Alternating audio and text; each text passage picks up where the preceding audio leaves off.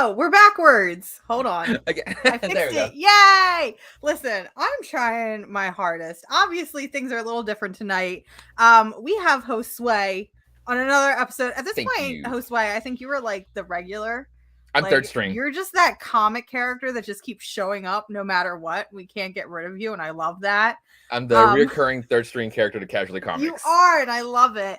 Howdy everyone. Thank you so much for coming to a very weird episode of Casually Comics because A, we're no longer on a Sunday. B, I'm running the show, and that's even weirder. And C, Jen's not here. I want to start off with telling everybody Jen is fine. I got a lot of messages this morning when we posted that we were going live today with host Sway as our wonderful co-host. Where is Jen? Is Jen okay? Jen is fine. Jen is being trapped at work. She could not get off work to be with us tonight. So Josue's gonna fill in for us. And I'm really excited because we've done shows together with Jen.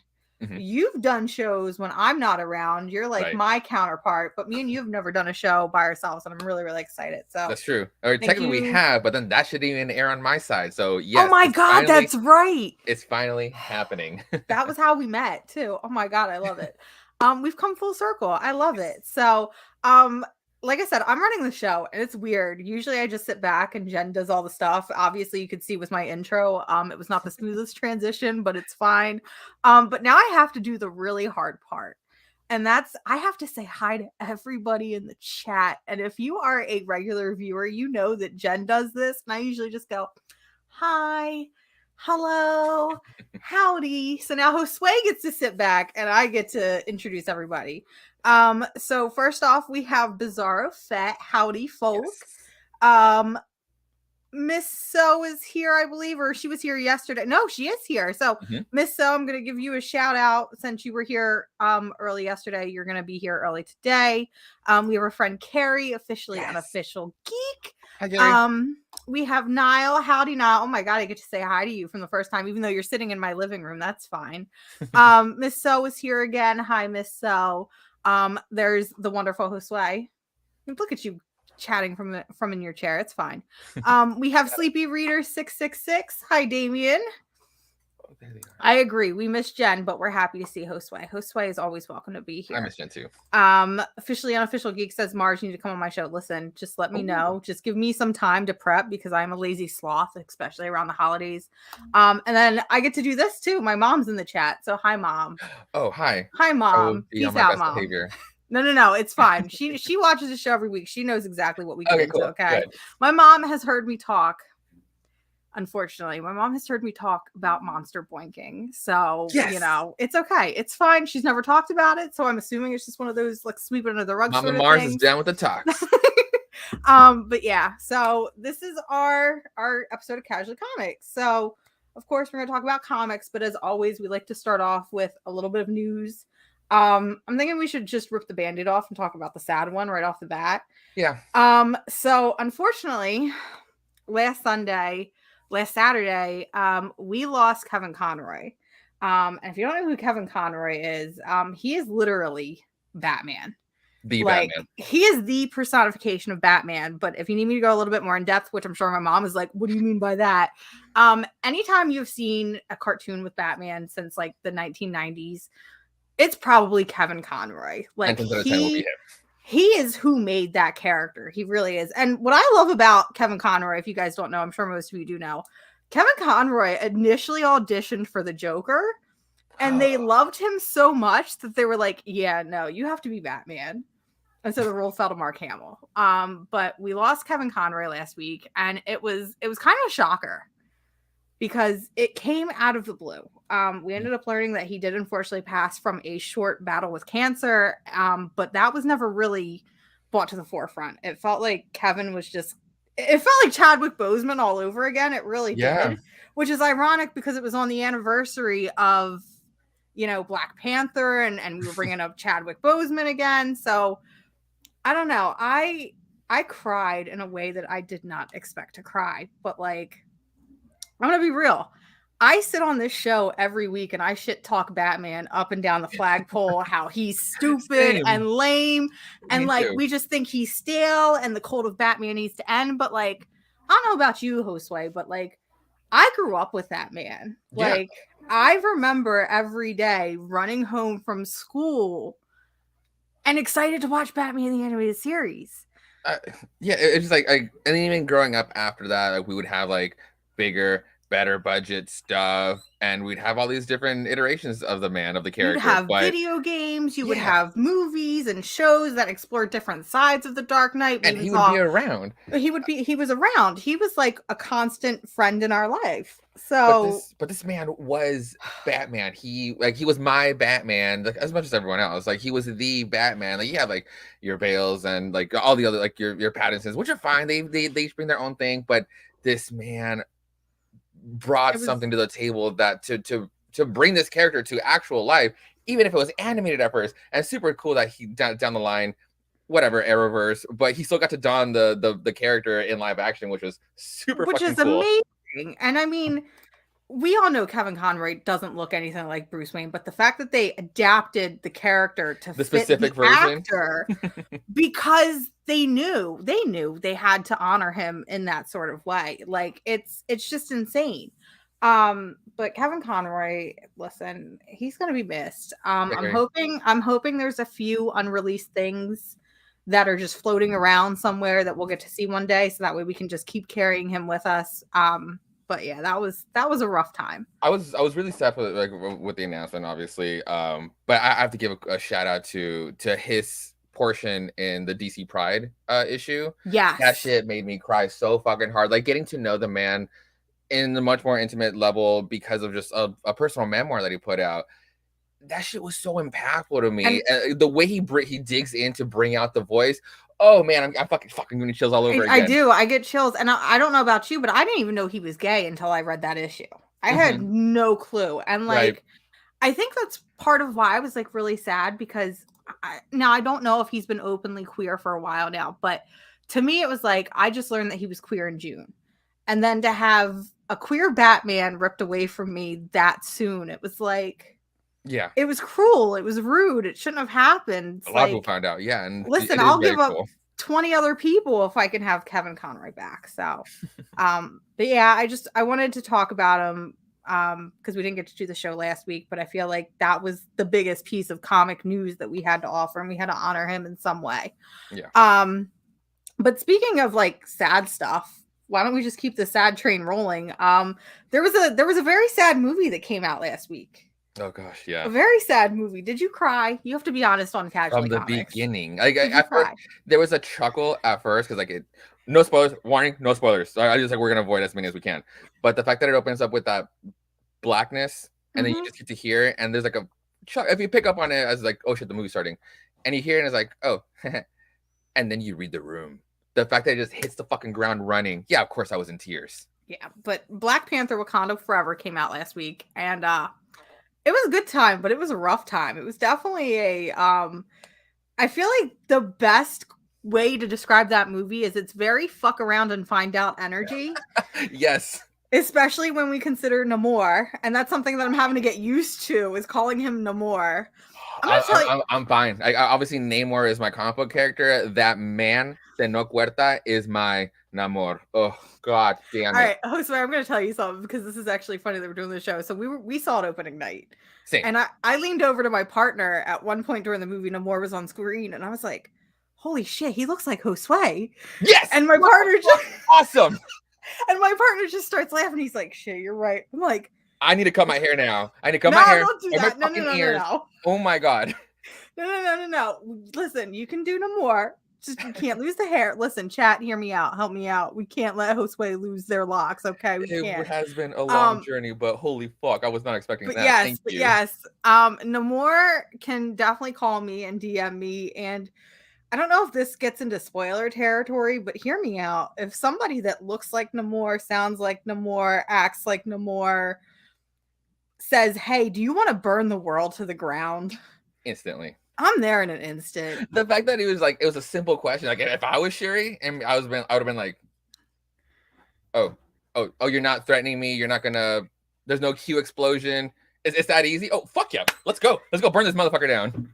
But no, seriously, I loved, I mean, I loved the first Black Panther. The first Black Panther is probably one of my favorite movies. Yes, Super good. I do have some criticisms with it, especially the final battle that looks like it's straight from an Xbox 360 game. Yeah. I can say that I feel like this movie definitely stepped up the game in the CGI. There was probably one part that looked a little wonky, and I think Mhm. it was some of the best CGI we've seen out of Phase 4 because again, it has been a little wonky here and there. But I really just I overall enjoyed the premise of the movie, the fact that they had to rewrite the script, Oh, knowing that Chadwick had passed, the fact that they tied, his, I feel like they tied his personal death into T'Challa's death, which made it feel very personal. So I appreciated the parallels. Yeah. not only did we have probably one of the best movies in Phase 4, it was just a really great tribute and send off to a phenomenal actor. Yeah. And if you haven't seen it yet, Wakanda Forever, you've got to see it. It's good. It's a I think good that's movie. I think that's like my favorite way to think about it now too. That it's like it was a send off to him because even though like, it was obviously it didn't have him in it, and it was kind of about him passing. I do like Wakanda Forever better than the first one, and not just because he's not in it. Like obviously, there's a big part that's not in that's missing. But I love what they worked with. I love what they had. Yeah, to work with for the second one, and that it wasn't just some bland sequel. They really tried to step it up, and it fucking worked. And it's crazy to think that the majority of this cast was basically the supporting cast from the original Hmm. movie. You had characters like Shuri, and Okai, and my boy M'Baku just getting his absolute dues through this Oh whole yeah, movie, which I really appreciated because that's my boy. But like you had these supporting characters that were carrying this movie on their back, and rightfully so. And and that it, was that they was hit another it thing out of the too. park. There's a lot of great action sequences, a lot of cool stuff.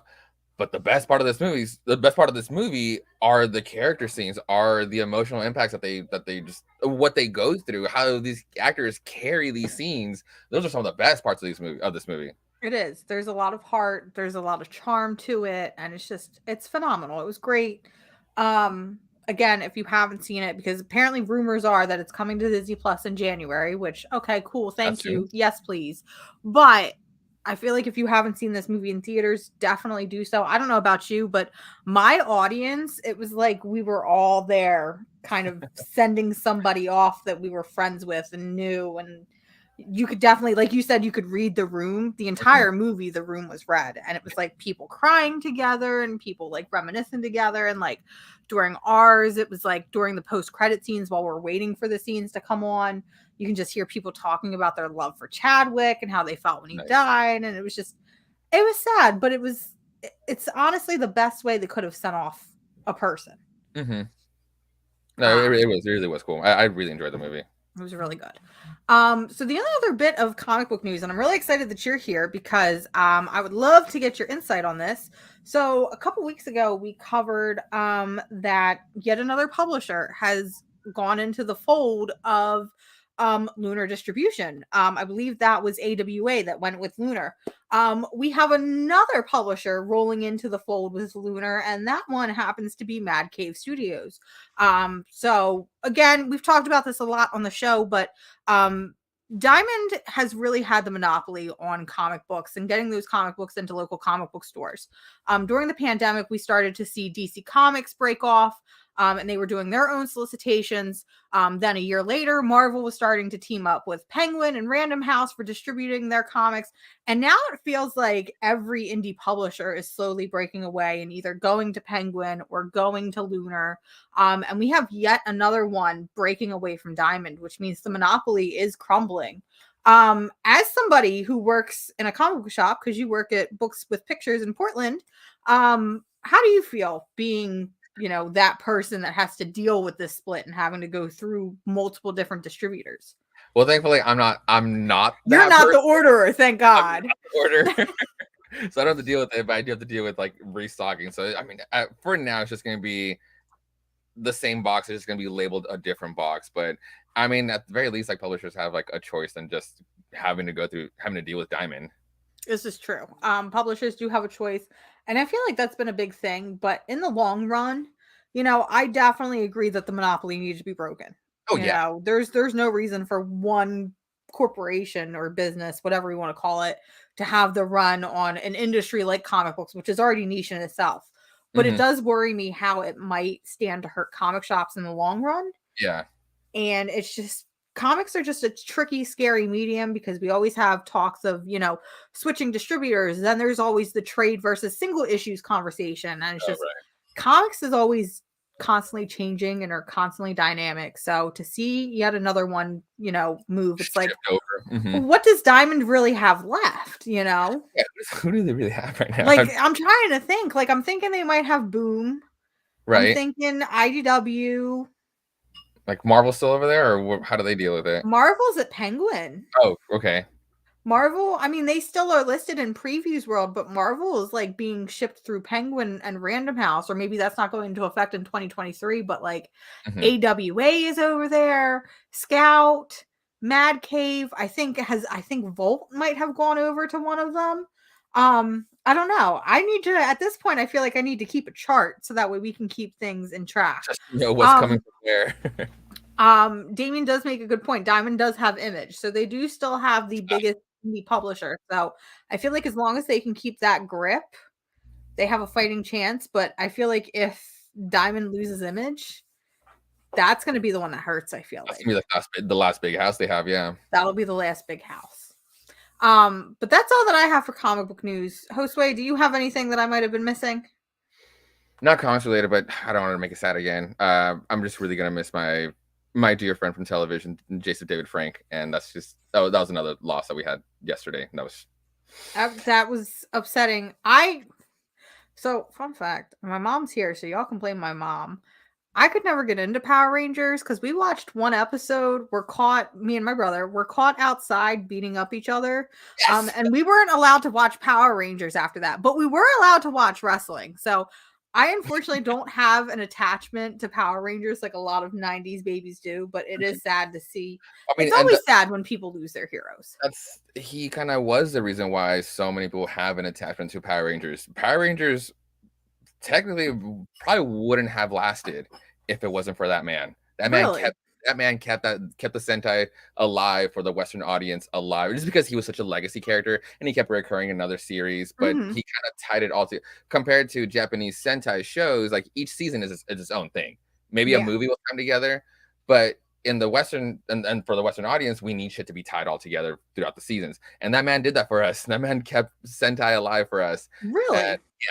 I mean, a huge part of it was definitely on his back, on his shoulders. That's interesting to know. I just know that at conventions, he seemed to be like the sweetest guy. I saw people posting all day yesterday and today, that he was the type, and I've seen videos where he's talking about, if you're going up to meet somebody and you tell them, hey, you're my hero, and they say, oh, I've heard it a million times, and they don't deserve to be your hero, because if they're your hero, they'll listen to somebody say it 500 times over and they'll be gracious and they'll be thankful about it.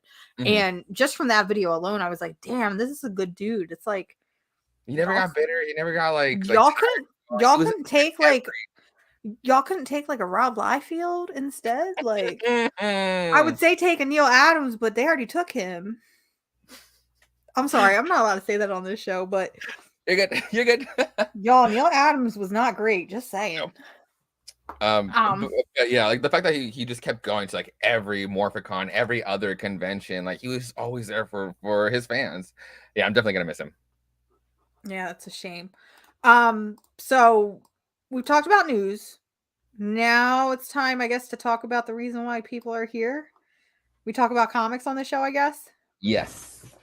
So I had to warn Josue a little bit early because we have 2 weeks worth of comics, and the past 2 weeks were stacked. I'm actually really sad that Jen's not here because... Don't worry, I got the Gen stack. Okay, Josue's got the Gen stack. Damn, you guys must compete. I know y'all go to the same shop, but I feel like y'all compete.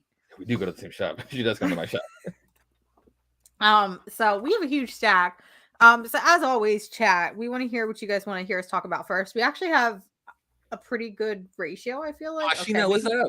Maybe not, but we have a pretty good ratio between DC, Marvel, and indie. So chat, please tell us what you want to hear us talk about first. And while you're at it, tell us what your favorite book was this week. I'm curious to see what y'all's favorite book was. Yeah, me too. I got a lot of favorites. I don't think I have one favorite. I'm curious what yours are. I don't have one favorite. I have like 5 favorites, 4 favorites, and one book in particular that I want to get very violent about. Okay. Okay. So, Yeah, let us know, everybody. I don't care. I just want to hear you talk. Hell yeah. Sheena, so you don't want that. my shortest stack is gonna be DC. I think that's gonna be mine too. So should we just jump into it and talk about DC? Sure. Okay, let's talk about DC. So, what book do you want to talk about first? What book did you like this week from DC? Did you not like any? I mean, it's not fair. It's never fair when Nightwing comes out. Okay, so we're starting off strong. This was probably my favorite book of the week. Period. I know. Nightwing, listen, and we've got 2 Tom Taylor books on this list, and I think both of those Tom Taylor books, honestly, wait a minute. Carrie coming in with the breaking news. Mars, they boinked in Catwoman. Are you talking about my boy whose name I can never remember and Selena? Please confirm, because I stopped reading Catwoman like 3 issues ago. So please confirm, and I will pick it back up again. Thank you. So Nightwing by Tom Taylor, and Daniel DiNicola was a guest artist on this, who did Seven Secrets, which was one of my favorite books last year. Mm-hmm. First of all, I need Daniel DiNicola on more DC books. Yeah, I need him on more DC books. I absolutely love, because he's guest appeared on Nightwing a couple issues. I think he guest appeared on Superman Son of Kal-El, and he might have even done a story in Tales of the Kingdom with Tom Taylor. So I just want Tom Taylor to bring him into the fold. But Nightwing 98 introduces the infamous Nightmite. And listen, I feel like this particular issue was catered specifically to like people like me who have followed Nightwing for years, because there were so many like subtle references and like so many subtle jabs that I loved. We got to see Disco Dick with his little Nightwing mullet. Yeah. We got to see Rick Grayson and Tom Taylor basically say, yeah, this was a really bad time in your life, and I have no idea why we did this, but here it is. That was fantastic. I loved the chaotic energy from this. It's just, if you've been following this specific run, this run is great. This run is the best thing from DC run right now, I think. Perfect. So when it ended on the last issue being like, where the fuck is Tom going with this? Like, this is serious? Like, you already gave us one half sibling. What are you gonna say here? Yeah, because the last issue ended with just Rick Grayson showing up. So the fact that it's all just like a wash, it was all a fucking joke. I adored this issue because of that. The fact that Nightwing has his own imp, and everybody calls him out for it. It's like, oh shit, you develop your own imp. It's like, yeah, don't even get me started. It's just fun. Like, I can't describe it other than it's fun. I would definitely say, if you haven't been reading Nightwing, you could probably easily pick up this issue and just enjoy it. I think it works very well as like a one shot. Mm-hmm. Or even maybe just as a jumping on point if you've been missing out on Nightwing and you want to jump into it. I feel like this would be a great jumping on point. I would like to see, I'm going to challenge Tom Taylor, since he's a big fan of the show and watches the show, wink, wink, cough, cough. I want to see Tom Taylor develop the Miteverse. I want a whole book just about the different mites and how they're like conflicting with each other and fighting with each other. Like, oh, my character persona is the best. No, my character persona is the best. I just think it'd be really fun. Why have there never been just like a little throwaway issue that's just literally just nothing but jokes, but making fun of themselves, like getting very meta, of your idea during every crisis event? There's just like a tie-in one shot, but that idea alone would be fucking amazing. I would probably make the event a little better too. Hear me out. This is why DC Comics should hire me as an editor, because I have really good ideas. I might not always be able to write them, but I can at least pitch them. Which, by the way, is a lot of an editor's job that a lot of people don't realize. But this issue it was fantastic. It was fun. I sent Jen a snippet because at one point they get married, or Nightmite tries to make Barbara Gordon and Dick Grayson get married, which, you know, he ends up showing up and he's like, by the way, I like you better with Starfire, which I just think is cute. And I feel like that was like a little jab at not his fans, because there are a lot of people that are very mean to Tom Taylor on the internet and talking about how his treatment of Barbara Gordon and her and Nightwing don't deserve to be together. He deserves to be with Starfire. So I feel like too good for him. Like, Barbara is too good for her. She is. I mean, they're both too good for him. Instead, they should both get together. Just saying. You know, they should just get together. But I feel like he was able to take little jabs here and there, both at fans or readers rather, and editorial, because there's a part during this wedding where the Night Mite Batman, whatever he's created, makes a comment of, you know, what, you don't think people in Gotham can be happy or deserve happiness or something like that? And I'm like, Jen, he just called out Dan Didio on live TV. Send help. Because Dan Didio is famous for saying in a room full of people, which I was a part of, that the reason why Batwoman and Maggie Sawyer couldn't get married is because people in Gotham can't be happy and can never get married. Flash forward years later when Batman and Catwoman got married. Yeah. I love this issue. It was a delight. It was a treat. I want 10 more issues of Night Mite. I know, and to go back to the Starfire reference, because that was one of my favorite moments of the book, and it's also because in the beginning of this specific run again, there was like a time where like Dick overlapped Barbara and Starfire with Barbara. There's been overlap times. There's definitely been overlaps. I have a couple of those issues where I'm like, motherfucker, what are you doing? We raised you better than this. And then because a later issue they do reference like, oh yeah, no, we broke up after. It's like after. And also the last thing about this issue is that yeah, it's like, I don't want to say it's just like it's too fun, but it is too fun for just being 2 issues behind the big 100. This is true. I mean, I agree. Bizarre Fett and Officially Unofficial Geek are saying give Night Mite his own series. I agree. Like I said, this character is a delightful treat. I want him to keep coming back. It's just a lot of fun, and I really enjoyed it. But there's another Tom Taylor book that we got to talk about, and it's a big one. Superman, this was from last week. Superman Son of Kal-El, number 17. These books, Nightwing and Superman Son of Kal-El, I feel like go interchangeably for me in terms of which one is my favorite. Ooh, okay. And this week / last week, both of these books were my favorite. I think both of these issues were the strongest issues that we've seen in the runs.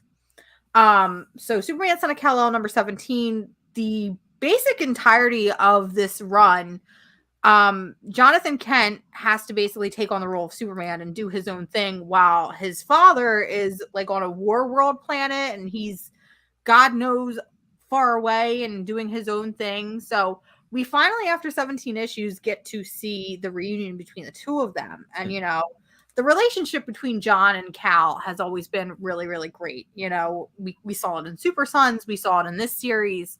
But this issue was kind of huge because Jonathan had to basically come out to his dad. And it's like, how do you come out to the most powerful, most famous person on the planet, you know, and not be afraid that that person's going to judge you? And being queer myself, it's like, I was kind of like holding my breath. Like, obviously, I know Superman's going to like accept his son because it's Superman. Of course he is. Anybody who says otherwise, go bite cheeks or whatever. But you know, I was that queer kid where it's like I dreaded telling my parents, and it took me forever to tell my parents.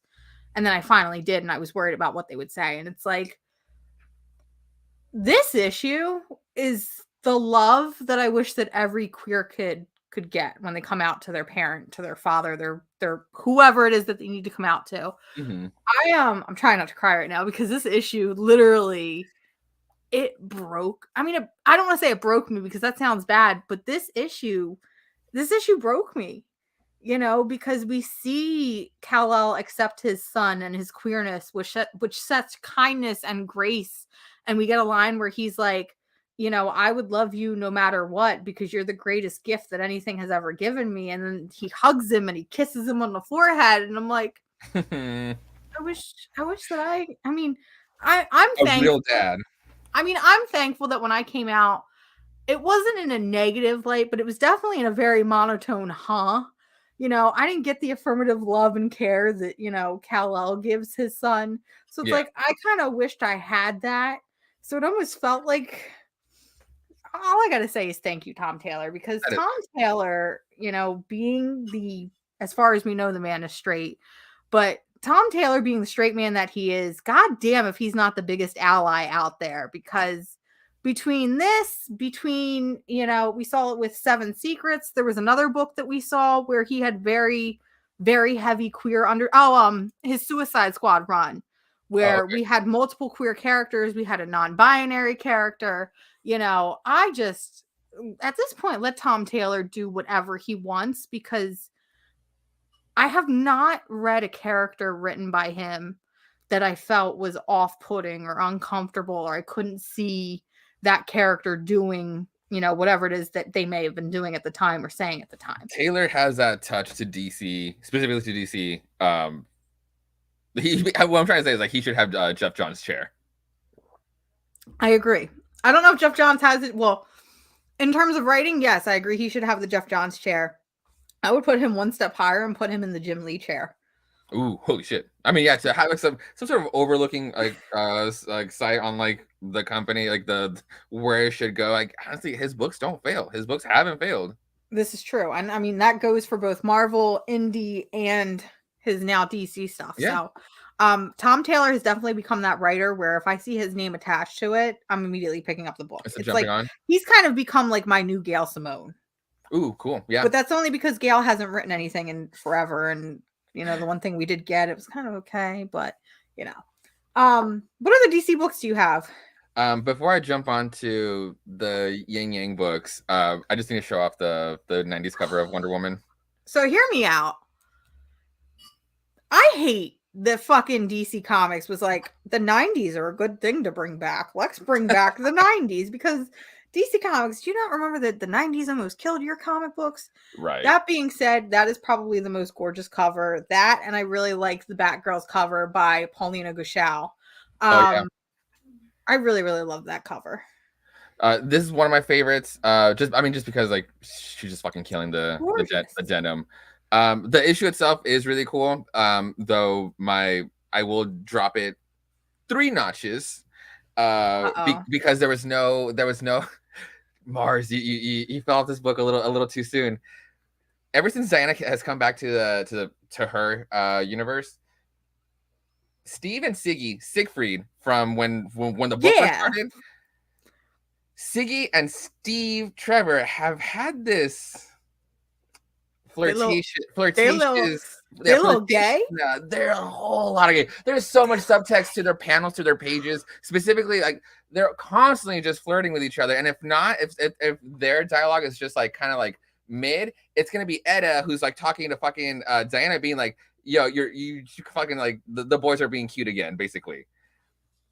So what you're saying is I need to start reading Wonder Woman again. Again, it's not straight up like in your face about it, but except for this one scene where if you read between the lines, especially as a queer person who looks for those queer undertones and subtexts, read it. Oh damn. See, I will say this. So I got two points to make on this whole thing right here. Siggy, whatever we're calling him now, greatest gift to Wonder Woman comics we have ever gotten. I love it. I have never seen, first of all, I've never seen a more beautiful man on the entire planet. And that's Guardian too. He's got a great personality. Like Siegfried, like hit me up, let's talk. But the fact that they're taking white bread Steve Trevor and it's like, you won't be He has never been more interesting to me. That's what I'm like excited about, because he's so boring, you know, except the only time Steve Trevor gets a pass is when it's Chris Pine in the Wonder Woman movies. Chris Pine gets a pass because there's something charming about Chris Pine that he brings to the table for Steve Trevor. But like whenever Steve Trevor would show up in Wonder Woman comics, I would let out like this loud groan inside and be like, oh my God, here we go again. Like Diana is such an interesting, multifaceted, queer character, but yet for 75 years she's been toting around the stale piece of white bread. Yeah. Why? I don't get it. The dick must be really bomb. That is my theory. The dick is too bomb, and that's it. Yeah. So, fucking Carrie can vouch. Like she's also reading the subtext there. I really hope they make it happen, because it's been there. I'm feeling kind of betrayed that I'm just now hearing this. Like, y'all, I need, when shit like this pops up in the big 2 comics, I need to be the first person you contact to be like, Mars, read this book. We got gay subtext going on. Like, read the book. The part where it was just like, it's not just me, right? There's a whole scene where basically like Steve like has to let him, like basically he lets Siggy into his closet because he has no clothes. and he's like doesn't know how to tie a tie, and the page literally like ends with one of these when it's like, you better come and help me how to like tie this tie. Like it's one of those. This is the greatest gift that anybody could have ever given me. I love it. Oh my god.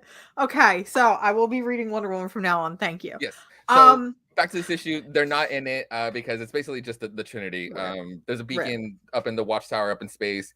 Diana goes to see what's up, and then Clark shows up, and then Batman shows up, and they all just it's a nice touching moment because like it's like the ever since she did come back, she did kind of go around the Hall of Justice, but everybody's kind of like, oh shit, you're back, you're not dead, let's go to see you again.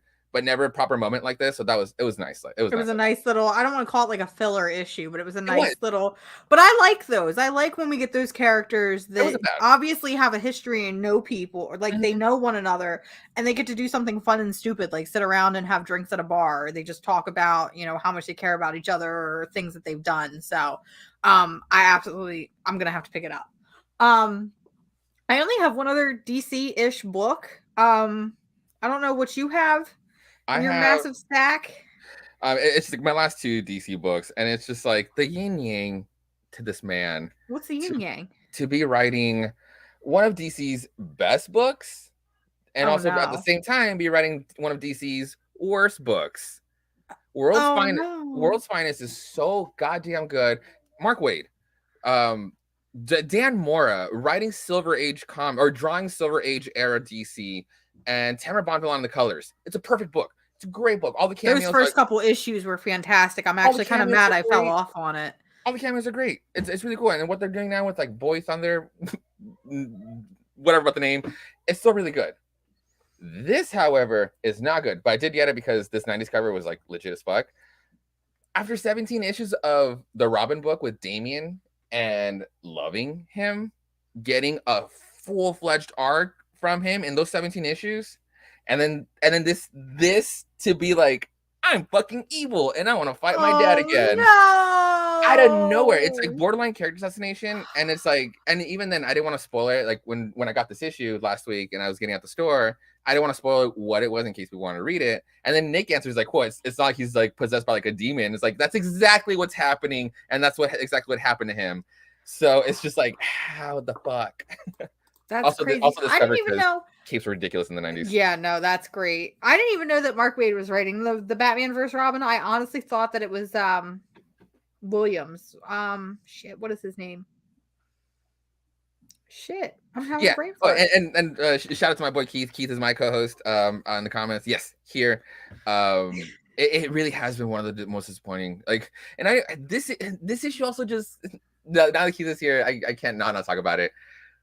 This issue does a really fucked up thing with Bruce, with Bruce to his family. So because Damian's running the show, he basically gathered all the other Robins and possessed them. So this whole issue is like all the Robins fighting Batman. This issue proves that Batman is better than his whole Bat family combined, and it's so dumb how it goes about it. Damian gives everybody like a weapon, a mystical weapon from like a different rogue. He first fights Tim. And because of whatever power he has on him, Tim is just like letting loose. He's running his mouth, and Tim is like, and Bruce's like, oh, Tim wouldn't talk like this. Tim usually wouldn't talk like this. Oh, it's because he's rocking the so and so. That's like bringing out your most inner thoughts or whatever, bubbly truths. So I guess I kind of deserve that. Next, he fights Stephanie Brown, and it goes on this inner monologue being like, yeah, she deserved to be fired.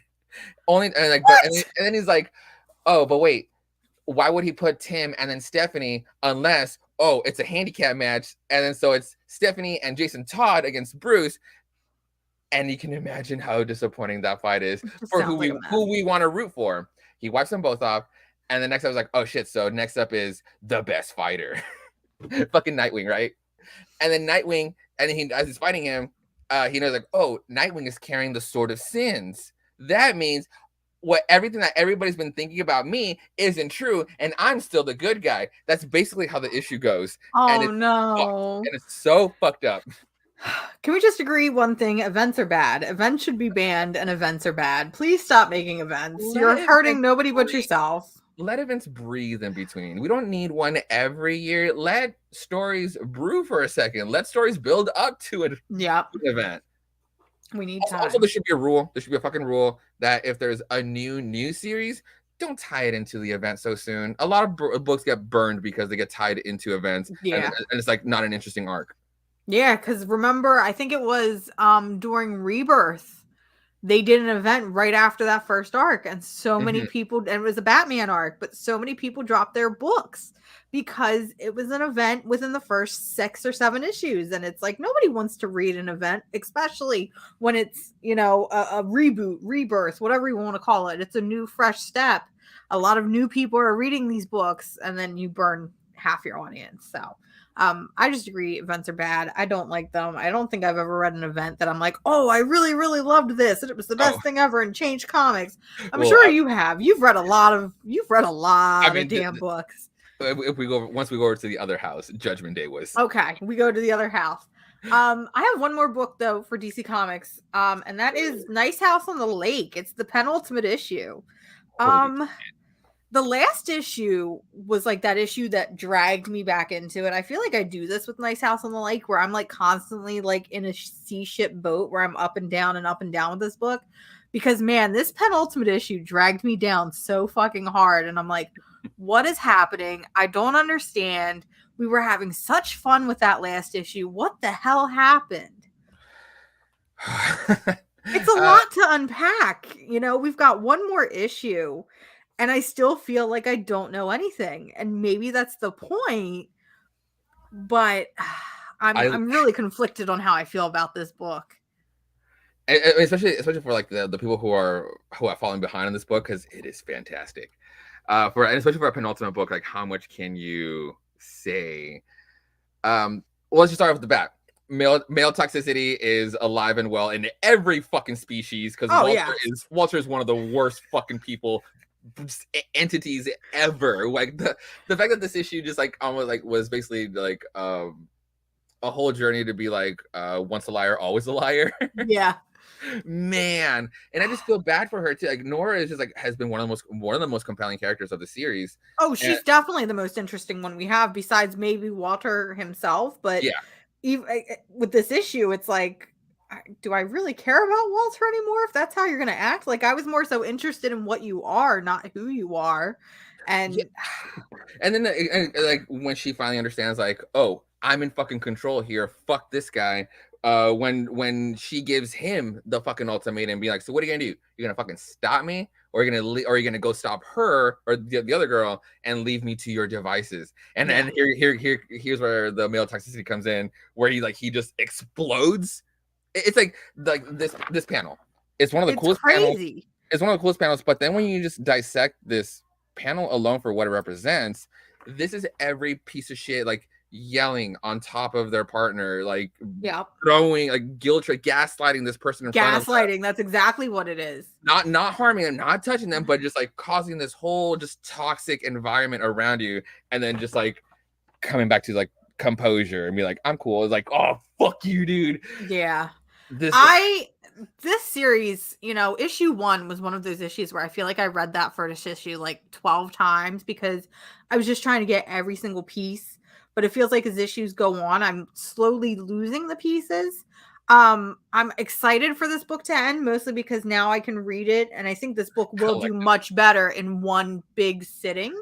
Especially for the beginning parts, I love the opening parts, but I have no idea what they mean when like it's obviously a flash forward for the finale, but I have no idea what the context is. And especially with what we know now and what we will know with the final issue, it's kind of like that game of, okay, so we know how this ends. Now we can see all the clues and the pieces that have been left with us. And it also doesn't help that between issue, I think it was 5 and 6 or 6 and 7, there was like a 3 or 4 month gap, so that definitely hurt the book. So yeah, I'm just really, really excited that this series is finally coming to an end because I'm hoping, and it's going to be hard to do with one issue left, but I'm hoping that we get all the answers, and I'm really hoping that we get kind of just a mind fuck ending. That's what I really want from this book. I mean, I really wanted to. I mean, James Tynion IV will deliver on the mindfuckery. I'm hoping it'll be kind of a giant size issue to really give us a proper ending, a proper send off, because we still don't. usually with something like this, you'll have a piece to like bridge this little gap, but Mhm. you still have no idea what it is. And if it's what I'm thinking now, it's like a callback to something you said. Something I didn't buy at first because it was just like so it wasn't that apparent at first, but it came to me like when I was reading, like, oh shit, this is a penultimate issue. It should be very apparent. And yes, you were right this whole time based on someone else's thing that they figured out. The The lake is water, draining. no, the water's getting higher. Or no, it's getting higher. I'm sorry. The lake is getting higher. There So used to be steps here. There used to yeah. be a lead up to a little pier. So like, is this the fucking like thing that we've been like that's been under our noses this whole time? So I'm curious. I'm so fucking I'm curious. excited. I'm excited. And it's little touches like that. It's just the subtle things because I didn't even notice it until somebody brought it up to me. And then, Yeah. like you said, I said something and then you started noticing it. It's like this ripple effect, Mhm. unintended.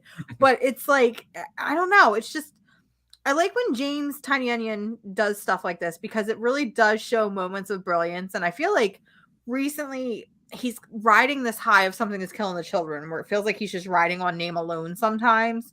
So it's nice. It does. It feels like he's riding on name alone sometimes. It also doesn't help that he puts himself in every single book that he's in. That's the conspiracy that I'm gonna ride or die with. Listen, I you look at see it. you I look at see it. Nightmare County, you look at something that's killing the children, you look at Nice House on the Lake, you look at The Closet. These are all James in I some see it. form or another. Okay. It's great and I love it. I mean, more power to you. We're calling it the onion universe, the onion verse. It's what the tiny onion It's all verse. connected layers. It's all connected and I love it. But yeah, one more issue and I'm really excited to see where it goes. Me too. So that's everything we have for DC. I think we should just hop right across Oh shit. the little pond, and I think we should just go right to Marvel because I feel like we have a lot of indie books to get through. Much There's a bigger stack, for lot of sure. really good indie books to talk about. So you have a way bigger stack than I do. I was like, I did really well for myself for Marvel this week. I have 4 whole books, and then here comes Josue with their whole stack, and I'm like, oh motherfucker. So what did you read that you liked or didn't like? Please tell me. We should have shared these so I know to know which one you didn't get. Okay, so first of all, number 1, Fantastic Four, because this is not the show to talk about this book about. Listen, we were talking about this backstage. I was like, man, Fantastic Four book came out. You know what I'm gonna do? I'm gonna treat myself and not read this book.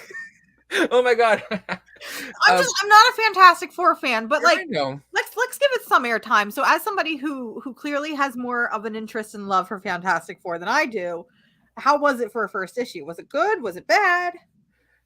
See, that's the thing. It was different for a first issue. It was like an unconventional first issue to kick off an ongoing series. Like if this is a mini, cool. Like interesting. We'll see how it plays out because it doesn't give you a lot. You only get to play with the Thing and Alicia. They get to play with the Thing. Nice. Yes. Love that. Well, Alicia does. There's actually a scene about that. Anyway, they get stuck in this like Groundhog's Day type of episode, and it's at first it's Fantastic Four is kind of more than this, right? It's like more sciencey shit, more adventures and shit. And that's what I mean. It's such an unconventional way to do it, but then the way they solve it all, it's a very Fantastic Four way to go about it, especially when it's like not the smart one, like here to solve it all. Yeah, and I mean, this is the Thing. He literally just bashes heads. He just clobbering time.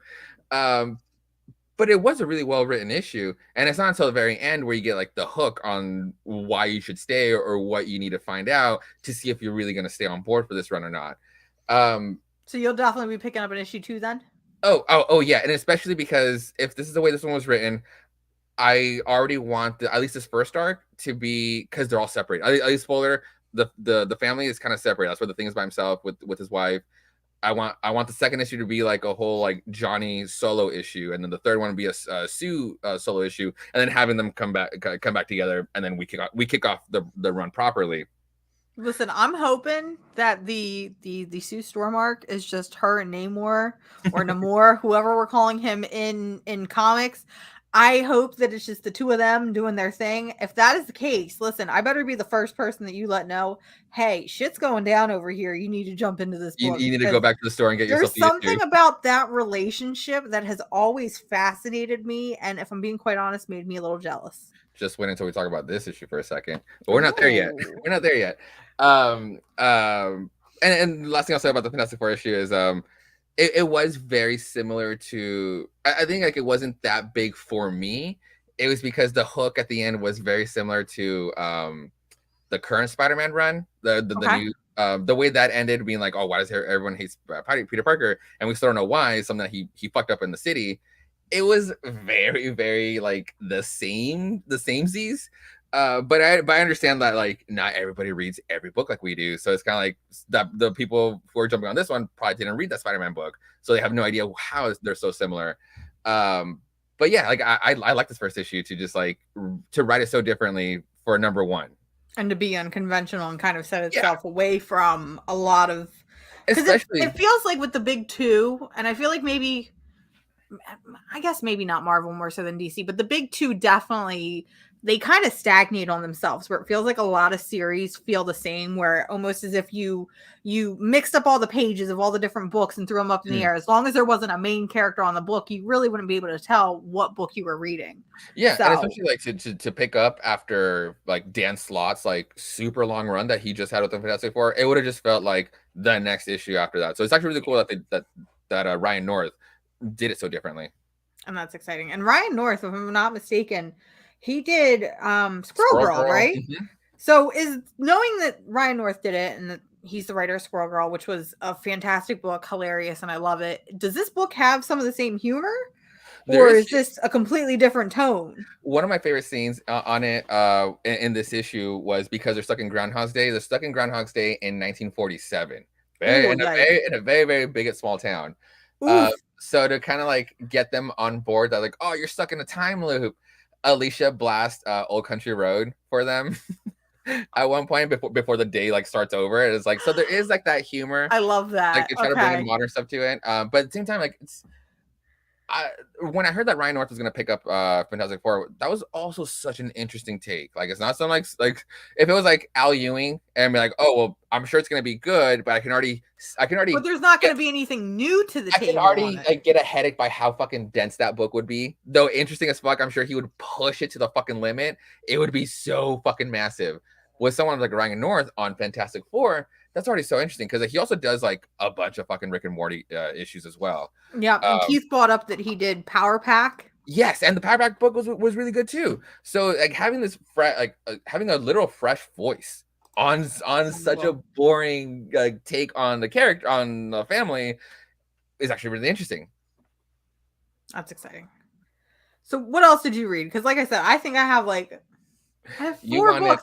I have four whole Marvel books, Shaw. That's a big deal for me I'll on be this quick show. about these, but since we're on the topic of me Namor the Submariner, this book, this Namor the Submariner on Conquer Shores, it's like a what if, it's like a future what if where like the Kree basically came down, melted both ice caps, and said fuck you guys. So we all died basically, and like Oh, on yikes. the heroes basically like, oh well, fuck you too. We'll take the fight to you. And now there's no more heroes because nobody came back. Oh, So it's been wow. like it's been so yeah, the ocean levels rose, and the only ones that stayed behind, at least that we know of right now, is Cap, who is kind of like the president of like the human people down in Atlantis, and Mhm. then Luke Cage, who's kind of like the rebellion force up in land, and like they're really dwindling. Oh, Uh, wow. and it's all about Namor just going around the earth and like seeing what's up. And it's such an interesting character because he's not like He's your not the most friendly social person. and but that's the thing, like he's not coming off as an asshole to everyone. He's trying to keep the peace here. He's not running Atlantis. Namor is, and so he's just kind of like the number two, number three. But everybody kind of looks up or looks to him to see like what's the answer. So he's right now he's just like roaming the earth. But there's a part where they resurface and he's doing like this like buddy journey with Luke Cage, who does not like him at all, and it's actually a Mhm. really cool relationship here.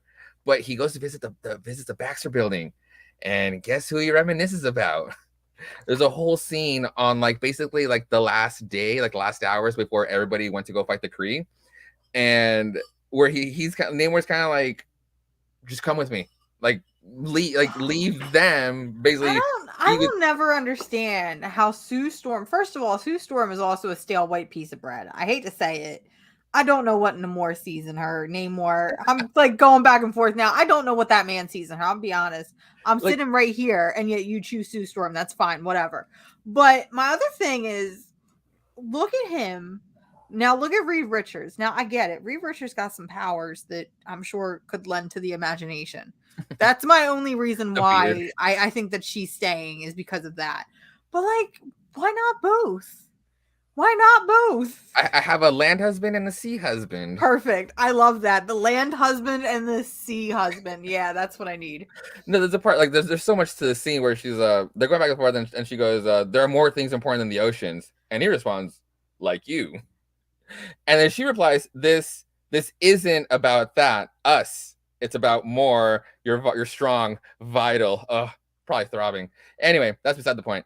There's another one. There's another one where it's like, I suppose you wouldn't let me kiss you goodbye. You know I won't, even if that's what I want. That's her saying that.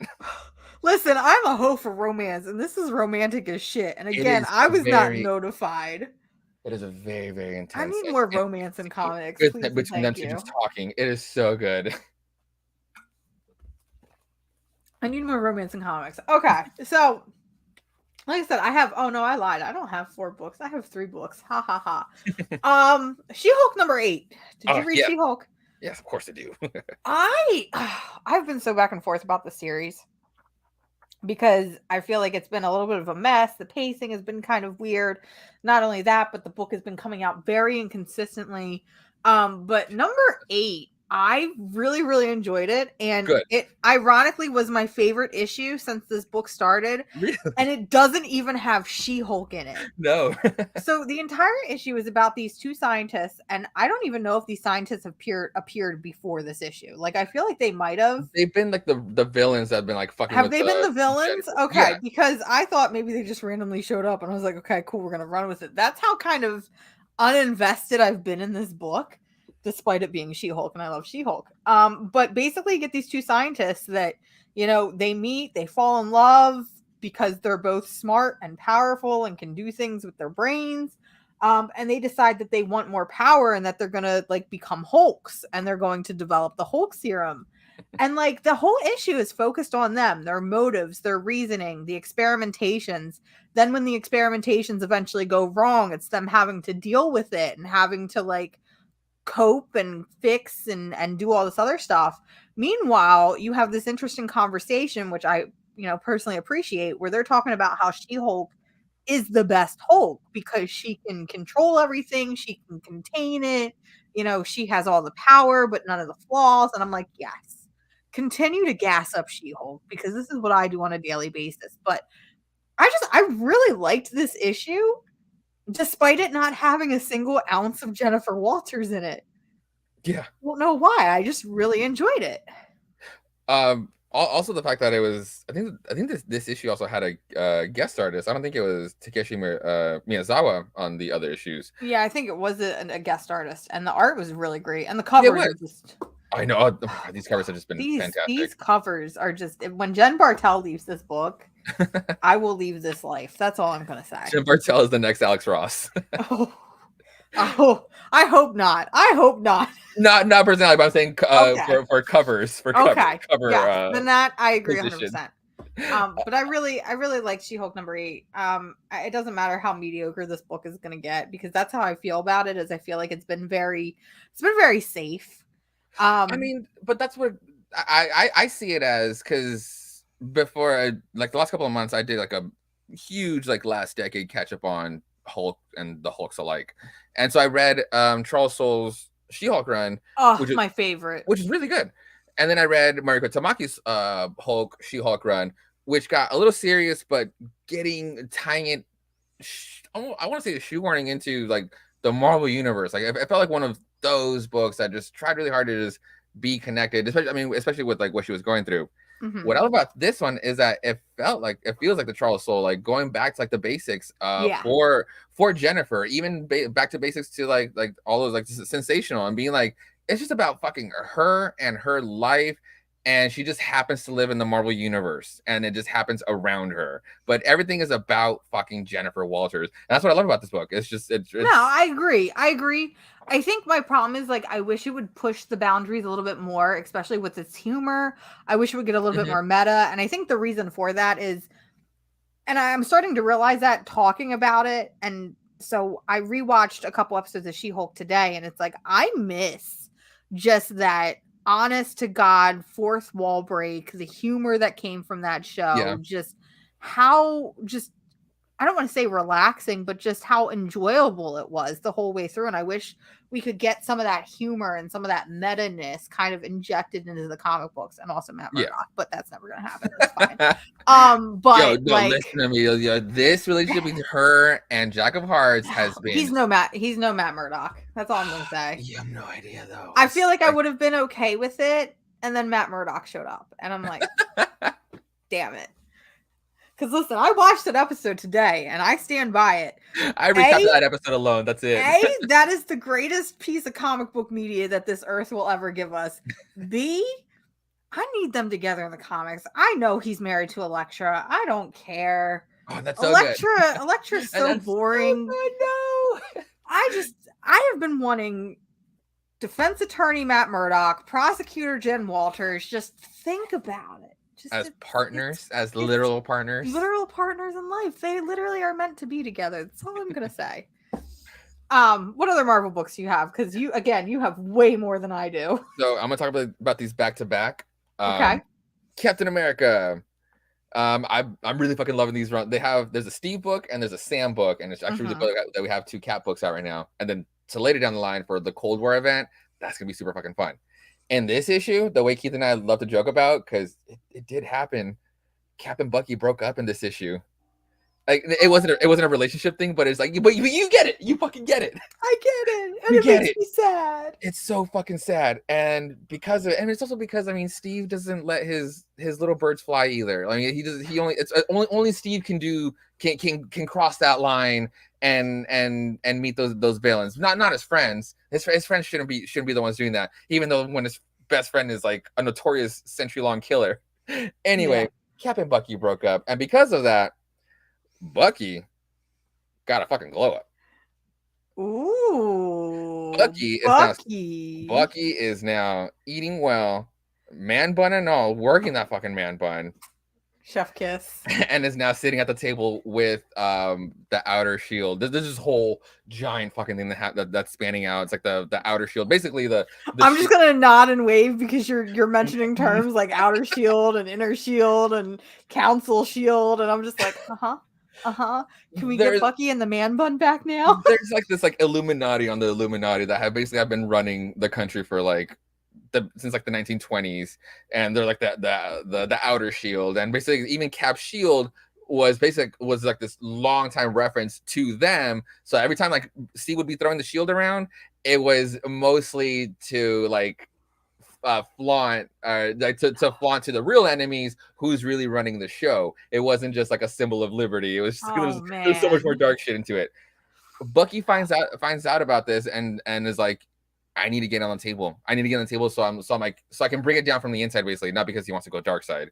And that's when Steve was like, I can't let you do that. And Bucky's like, I'm sorry. I'm going to. And so now he's sitting there, and this issue was like getting the history of like more of the history of that table, and how Bucky, it's not going to be as easy to just like be at the table and just shoot him up and like, let's go home. He's going to have to fucking play for a while. It's actually been really good. It is crazy. I never thought about it until you just said it, that we really do have 2 Captain America books right now. That's insane. What a world we live in. Yeah. Like, you would have never seen that 10, 15 years ago. No, you wouldn't have seen that 5 years ago, having multiple Captain Sam would have been running around in his Falcon book. And no. What else? Because like I said, I only have 2 more left. Right. And you have your whole stack. Yeah, let's go through these really quick because they're kind of together anyway. Let's swing how we say it in our show is to swing across into New York with the Spidey books. Venom, Venom 13. This one went back to Al Ewing, so it's just this one's focusing on the timely wobbly Eddie's everywhere all The at once spacey and stuff. nowhere, and in every symbiote at once. It's about that one, and it's preluding into Dark Web. It's still interesting, but it's like you have to really follow it. And it only ties in later. Like obviously, like the at the end of the arc, it's like when everything makes sense. But sometimes it's like a little too later to reference it, the shit from like the very fucking beginning. It's one of those where it'll make a lot more sense as a trade weight. It's probably a great fucking book. Issue to issue, it's fuck. It's a little rough. Yeah. Actually, these tie in very well together. Amazing Spider-Man 13 into Gold Goblin #1. Spidey gets jumped by both hobgoblins, and then literally Gold Goblin shows up to save him. What the hell is a Gold Goblin? What the hell are y'all doing over there in Spider-Man land? Gold Goblin is something that I'm very cautious, apprehensive about. So this issue kind of did put into perspective for me. During Nick Spencer's run of Spider-Man, Norman got shot by Sin Eater's buckshots, which means it cleared him from all of his sins. Like he still remembers his sins, but he doesn't have the evilness inside him. He doesn't have the Goblin Serum. Okay. He doesn't have the Goblin Serum for in our time. So wait, Gold Goblin is him as a good guy? I'm out. I went out. So for the last 2.5 years, and from this issue, putting into perspective, for the last 50 issues and 6 months in story time, Norman Osborn has actually been a good guy. For us, it's been 2 years, kind of. And it's actually been compelling. It's actually been like a good spot to be like, because Norman isn't trying to be like, hey, believe me, I'm a good guy now. I love what's explaining the current sanity of 616. I'm just sitting here and be like, I feel like this is how Jen feels when I talk about like DC Comics and like all the lore behind it. I'm getting that now. It's fine. I love it. So Norman has like really been trying to turn this new leaf. Him knowing that he doesn't have the evilness inside him because of that, and he's actually trying to like try. And at this point right now, and now going into this run, Peter fucked up somehow. Nobody likes him. The only person that does like him right now is Norman, because at least he wants to build up that relationship and at least like build that bridge. And they're like the only two people. I mean, and also towards the end of that last run, Harry died, so Norman doesn't have a son either. So it's like they really only have each other. So much is happening. So, and now coming in as a fan, I've been liking this. I've been liking this side of Norman, and I know that with Marvel, you need to put your toys like back where they were. So I expect Norman to go back to the Goblin. I just didn't want it to happen so soon. I wanted to just like maybe even just like skip a run, like maybe have this whole run be like Norman be like a regular civilian, and we can think back and like, oh, remember those times, and then like have that impact moment be where he dons like the glider again, just like have it mean something. Now with this one, it's kind of not as apparent as like during Dark Reign, but there are little seeds where like he's like pushing his violent side a little bit more, and at least with Gold Goblin, it doesn't look as menacing as the Green Goblin, I guess. Even though it's literally the same image. He's so shiny. He's so shiny. But yeah, that's all I want. Like, don't make Norman Osborn evil again so soon. Just stop making villains like good. Like I'm tired of. See, you're the opposite. You're like, yes, explore the morality and be good, but it's like I think about like DC Comics and how they made like Killer Frost good, and there was a couple other villains that they were like, we're gonna explore your good. Like Harley Quinn became good, which okay, I get. Poison Ivy became good, which she was always good. We just were too dumb and too young to realize it. But like I like when villains are villains. Like my favorite books are books like Secret Six and the Suicide Squad because it's villains at their most grimy and scummy. And I get it too. I mean, like Norman has done like heinous shit that was like it's unforgivable. But like right now, it's kind of like how like Weird Science Comics says it. It's like it did kind of lose like this. Is this really like it's not really like the kind of mystery I wanted just yet for this character. So those are like my 3 Spidey books for this week. No, Krakoa's last. Krakoa's towards the end. Yeah, Keith has already warned me about Krakoa, and I'm just gonna sit here and be like, Shang-Chi and the Ten Rings. Jean Luen Yang has been doing amazing work with this character from for like the last, not I want to say 2 runs, but like last 2 volumes at least. It's like the title has like kind of like changed for like the last 2 books of his. But anyway, he's just been doing wonders to this character compared to like how the stereotype and all the racism that this character was incepted Has from. gone through, Has incepted from, yeah. So if you want to jump on Shang-Chi, please do so. Like really, just if you just need to read the Jean Liu Yang stuff, this is like the guy to look to, and it's just been fucking awesome.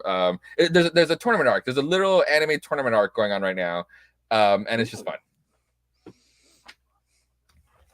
Next up, because I'm pretty sure you have these other ones, Ghost Rider. Ghost Rider is the shit. I've been bitter that Ed Bryson's Ghost Rider run ended on the cancellation, because that was heading to a good direction. That run was going somewhere, and the fact, and I only bring that one up because his villain was leading up to be Lilith, a biblical Lilith, the first Eve before Eve Lilith that said "fuck you" to God. And then God had to be like, "You need to go away. I'll make Eve the one I wanna make Eve." So that was the villain that Ed Bryson wanted to bring into the Marvel universe, is to bring in this blasphemous character, and we didn't get that. It got canceled. So now we have Benjamin Percy's run, which has been so fucking sick. It just like I love both of them so much, but it's just like I just reminisce the other ones a little too much. But this has been really, really fucking good. If you need like that, the horror and brutality that that Marvel can deliver sometimes, really kind of pick up on this Ghost Rider, because it's just fucking awesome. Wolverine exercises a demon from Johnny Blaze's head with Hellfire claws. Wolverine exercises the demon was not a conversation I thought I'd be having tonight, but here we are, and I'm glad. From the beginning of like the run, Johnny Blaze has had like this like scar, like this like surgical scar on the side of his head, and every now and then you'll get these panels where like an eye pokes out of the scar. You get good horror from it. And then Johnny kind of realizes like that there's some shit inside of him, so he gets Wolverine, and then he grabs his hand and amplifies his claws with like literal hellfire, and he has to like claw the monster out of his fucking brain. It's so good. Oh God. Next up, are you reading Moon Knight? No, I dropped Moon Knight like issue 6 because it was disappointing me. No, how? Okay, Jed MacKay alone is writing the shit out of this character, but it's really Alessandro Cappuccio who is just drawing. Oh my God, the art is amazing. I will say, that's the original art from the beginning, right? Yeah, no, the art is probably the best thing about that book. I'm gonna be honest. Cappuccio does insane work. Did Moon Knight cross his leg in this issue? Because that's the only thing I care about. He crosses his little leg cross thing. This whole book is a beatdown. So I don't think actually towards the end. Wait. No, you're right. Hold on. No, I was kidding. Anyway, I mean, I'm pretty sure there's. Anyway, oh no, there isn't. But I'm pretty sure you'll appreciate this. Him and Tiger looking so fucking snazzy. Oh, that's my boy. Listen, that's my boy. That's my boy. And listen, I don't not love Moon Knight. I actually love Moon Knight a lot. I'm not crazy about that run of Moon Knight. Oh, you don't get a little convoluted on me. Look at this. Come on. How could you leave this? Yeah, that's my boy. That's my boy. So Moon Knight basically gets at the end of the last issue, these 2 current villains got the jump, have been getting the jump on Moon Knight, and then that last issue, while Moon Knight was kind of talking to some vampires, these 2 villains got the jump on Hunter's Moon, the other fist of Khonshu, and they beat him to an inch of his life. Oof. But these are Moon Knights. So, and that's how it ended. It's like, oh fuck, they killed them. But these are Moon Knights. Yeah. This whole issue is Moon Knight hunting them down, and to lure him into the Midnight Mission. And then you fell off this book, the Midnight Mission, like his sanctuary. He brought in this ghost. Like the Midnight Mission moved. There was this whole building that was haunted. That was literally haunted by his poltergeist.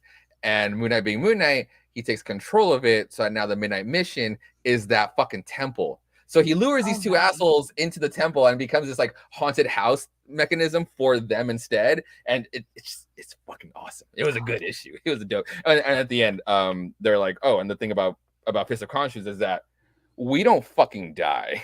And now it's these 2 against those 2 assholes. Oh man, it's awesome. Since we're talking about Moon Knight, I feel like these 2 characters always coincide. I don't know why, but they do. Mhm. There was a book that really, really surprised me this week, and I'm kind of mad because I enjoyed it a lot more than I should have. And Oh I yeah. was like, oh, this is a great book. Can't wait to read the second issue.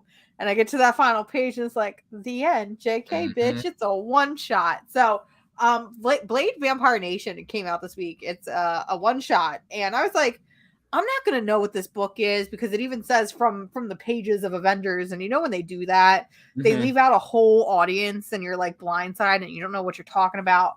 But this was really good, and I was really surprised to see that Mark Russell did it, who did Not All Robots from AWA. And Right. me and Jen, we talk about that book all the time. Mark Russell does some really great elevated writing and some really great like makes you think type books. So in Blade Vampire Nation, essentially what we're told, and what I like about this is we are given all of the information we need in this issue. I didn't have to go and read the Avengers. Yes, it says from the pages of Avengers, but I knew everything I needed in this issue and I was able Mhm. to enjoy the world and be a part of that world building. So I guess essentially what has happened is Blade is now teaming up with Dracula. Weird, I know, but Dracula basically has formed this nation In um Chernobyl, which is really cool. in Chernobyl, which is really, really cool. Like that alone, I'm like, I need to know more about this. But Dracula has formed this like nation where vampires basically can live in peace. But the only thing is that Blade has to basically act as sheriff. And this whole book is basically about like this assassination attempt that has been put out on like Dracula himself. Blade's trying to get to the bottom of it. But I'm so focused on like this world building and I'm like, I need more of this like vampire nation and to know what like life is like inside of this vampire nation. Not only that, but the artwork in this book reminded me of These Savage Shores, which is one of my favorite Oh, vampire books. But I think one of the things I really appreciate is like you got these moments of seriousness, but then you had like times where Blade was just like throwing out dumb 90s like punchlines and I would literally read them in like Wesley Snipes voice, which I loved. So like I really love this balance that we got of like this really serious scenario, this really serious world building, but then we got to throw in like occasional Wesley Snipes little Blade quips. And I'm mhm. like some of them were like genuinely funny. I can't think of the one right now and it's pissing me off, but I read it yesterday morning and I literally laughed out loud for no damn reason like an idiot. I'm pretty sure my neighbors thought I was crazy because the laugh I made was louder than it should have been. The one that got me is when he basically figures it all out, and it's like, and he basically cancels all the ones that did it, their bank accounts basically. And Yeah. it's like, it's not normally how I kill vampires, but it'll do. Like, fuck yeah. You fuck them over through capitalism, baby. It was just so good and that's why I'm so mad because it's like I've never read a Blade book. I've really never had an interest to read a Blade book. I love the Blade movies. I love the Oh yeah. characters. But I feel like anytime that I did pick up a Blade book and attempt to read it, even just flipping through it, it felt very generic and stereotyped when it could have been like really cool elevated horror. But this could have been that elevated horror. And I need Marvel to realize this was really good. Maybe they were just trying to take a chance on it, see maybe how well it would be received by fans. I'm hoping Mark Russell gets a green light on at least a miniseries. Marvel should know that we love Blade, but that we love Blade because of the movies on principle alone. Like True. ever since ever since I've gotten into the comics game, where like I used actively buying comics like myself since high school, there hasn't been a Blade series, a Blade No, there really ongoing hasn't been a Blade series. ongoing. There's been like It one was shots that are hit and it, miss. it was one shots. It was Blade and MI13, like the England one, but that was just a more of a UK book than it was a Blade book. And then he just stays quiet. So I honestly, me too. I got duped that there's like, oh shit, this is in. They usually launch these like number ones like a year or two before like the movie comes out. This is what they're doing. I'll jump on it. It was a good issue to keep It it was good. going. It wasn't just like a one-shot story to just throw away like a lot of times that Marvel does. This has longevity towards it, and I love when they bring in the vampires, because out of all of the made up stuff in the Marvel universe, every single thing that they can make up, small real things that we've made up from like the real world, like vampires and werewolves, it's like the two things that we don't get enough of, because they would one like have to have like an event probably like every 3 years because they're vampires. And it's like it's something that it's just, I'm trying to say is like I think like vampirism isn't a type of like tribe to just like put in the backseat for a while and then like, update us every now and then. Vampires are fucking active. Like we should be knowing what they do. And it's like I hate that we don't get that a lot. Yeah, we don't get that a lot from Marvel. And I did find the page that made me just Oh, nice. absolutely lose it. So it's towards the end of the book where, you know, Blade's kind of realizing things and Dracula makes a comment of, you know, I thought you just follow the breadcrumbs I laid out for you. And Blade looks at fucking Dracula, oldest time Dracula, and says, do I look like a fucking pigeon to you? It is so stupid. But hearing Blade, and by extension Wesley Snipes, because remember, I'm reading this in the Wesley Snipes voice, saying, do I look like a fucking pigeon to you? I don't know why, but that is the funniest fucking shit I have read in a long time from Marvel Comics. Please get me 10 more panels just like this. This is right up there with Dracula, where's my fucking money, you dumbass, or whatever the hell it is. Nice. Like, this is that level of comedy for me. Obviously, my level of comedy is very low, but this is all I need. So, people, please take notes. I assume this would be your last. So, do you have any X-Men books? You are the Jen of the show tonight, so you are taking in the X-Men slot. You know, I was actually going to play a prank, and I was actually going to like, because Jen said she's going to watch this, and I was like, I'm going to fucking reveal on camera that I finally read Hoxpox, and that I loved it, and I thought it was the best thing ever, and that I couldn't wait to talk about it, and the next week she'd be like, we have to talk about Hoxpox, and I was like, what's a Hoxpox? Well, I'm glad you didn't, because then that's all the show would have been about, and then you would have been stuck with me talking about Hoxpox. I dodged a bullet there. So the Krakoa books. I lied. I am reading an X-Men book, but it didn't come out yet. Oh, okay. I'm reading Exterminators. I feel like that counts. Oh, yes, it does count. I love it. It's Grindhouse. It's Krakoa Grindhouse. It's fucking fun. Awesome. Marauders. What I love about the Marauders book is that, or since the Krakoa age, we've done these mutant circuits, like combining mutant powers instead of just like we each have our own power. What would happen if we actually like fused some of these things together, and now we can resurrect people. We resurrect mutants again. Mm-hmm. In Marauders, they've been doing this. There's this time travel attempt. There's a time travel attempt to with the circuit, and the circuitry goes from it's Tempo, who can actually stop time, Pride for intangibility, Thea for some gravity shield, Fang, Akihiro Dakin for his healing, Bishop for to the compound energy field, Psylocke for the psychic backups, Aurora for light speed, Somnus for prepping hypersleep, and so it's like 8 mutants to be able to travel time and space. Mm-hmm. And Marauders has just been doing such a good thing, like exploring some of these things, and just like these characters are so dope. I love this. It is a cool lineup. I do like that lineup. Next up, I do need to find the cover A to this because the cover A was just magical. But I've been loving these portrait covers. Oh, yes. And it's like the fact that it's Kate. It's so good. But the other one, it's like a literal like old timey portrait picture of Destiny and Mystique. Yes, very cute. I fucking love it. But we ran out. Listen, I buy X-Men books. I look at them for the cover. So this issue is doing a good setup, a good prelude to the Sins of Sinister, like the next X-Men event. And this issue alone is just Destiny, Mystique, and Sinister from like all those years ago, from like their original times. And it alludes that Sinister was like Jack the Ripper for like a second. But it very much is like setting like these seeds, or planting these seeds that are gonna come into fruition, especially with Sinister, and knowing that there might be more out there. Like we already met. We're getting like a weird Sinister verse or a weird Sinister arc. I don't know. I'm down for it. We know Sinister with the Diamond Head. We actually recently met Sinister with the Club Head.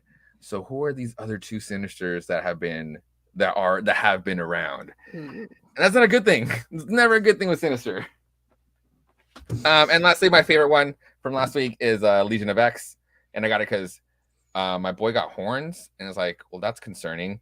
And it literally becomes that. It's kind of about like, hey guys, don't make fun of me, but I have horns now. Oh no! And this can only mean one thing, at least from my side, from the way I'm seeing it, Kurt. as the most religious mutant that on Krakoa. Yeah. The last 2 issues, you've been having nothing but unlimited sex. I'm pretty sure it's that premarital sex that is driving those horns up. It has to be. There's no other. Oh my Nobody. God. Everybody else has been having their time of their lives on this island. Nobody's getting horns yet. The only religious one is. It's so funny. Like the last issue, like issue 6, whatever the context of the issue is, like happens, but it also it deliberately expresses how much fucking Kurt is having in that issue. Oh my God. And in this issue, when he's like, so the Kurt kind of like, oh, if something happens to you, you can just get resurrected, and they can like fix you up or like work the DNA.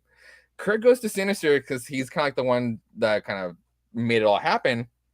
And Kurt's like, hey, can you fix this? Like, I don't know how to make them go away. And he's like, fix? Is that where you came? Like, oh shit, like it's not really my field, but I'll give it a shot. Fucking shoots him in the face so they can resurrect him and be like, oh, well, what did he say? Well, let's see. Have you tried switching it on and off again? And blast him in the face. He comes back. Oh no. He comes back resurrected, and his horns are bigger. It's so funny. There's nothing wrong with being a little horny, okay? There isn't. It's a good look for him. It is a very good look for him. I absolutely love it. It's a good look.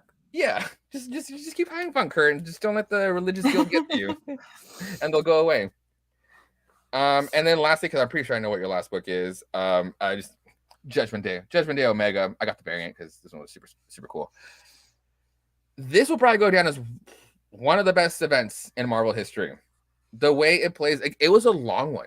But it was one of those where you could actually feel that everyone mattered.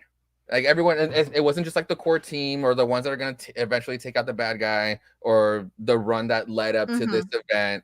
This is about everyone being judged. And at some point, it didn't take a break, or at least like from like the main run, between Judgment Day 5 and 6 was like the most tie-ins. But it's because like every other event where certain characters do have their tie-in moment, these actually matter because you wanted to know why they were judged, if they passed or not.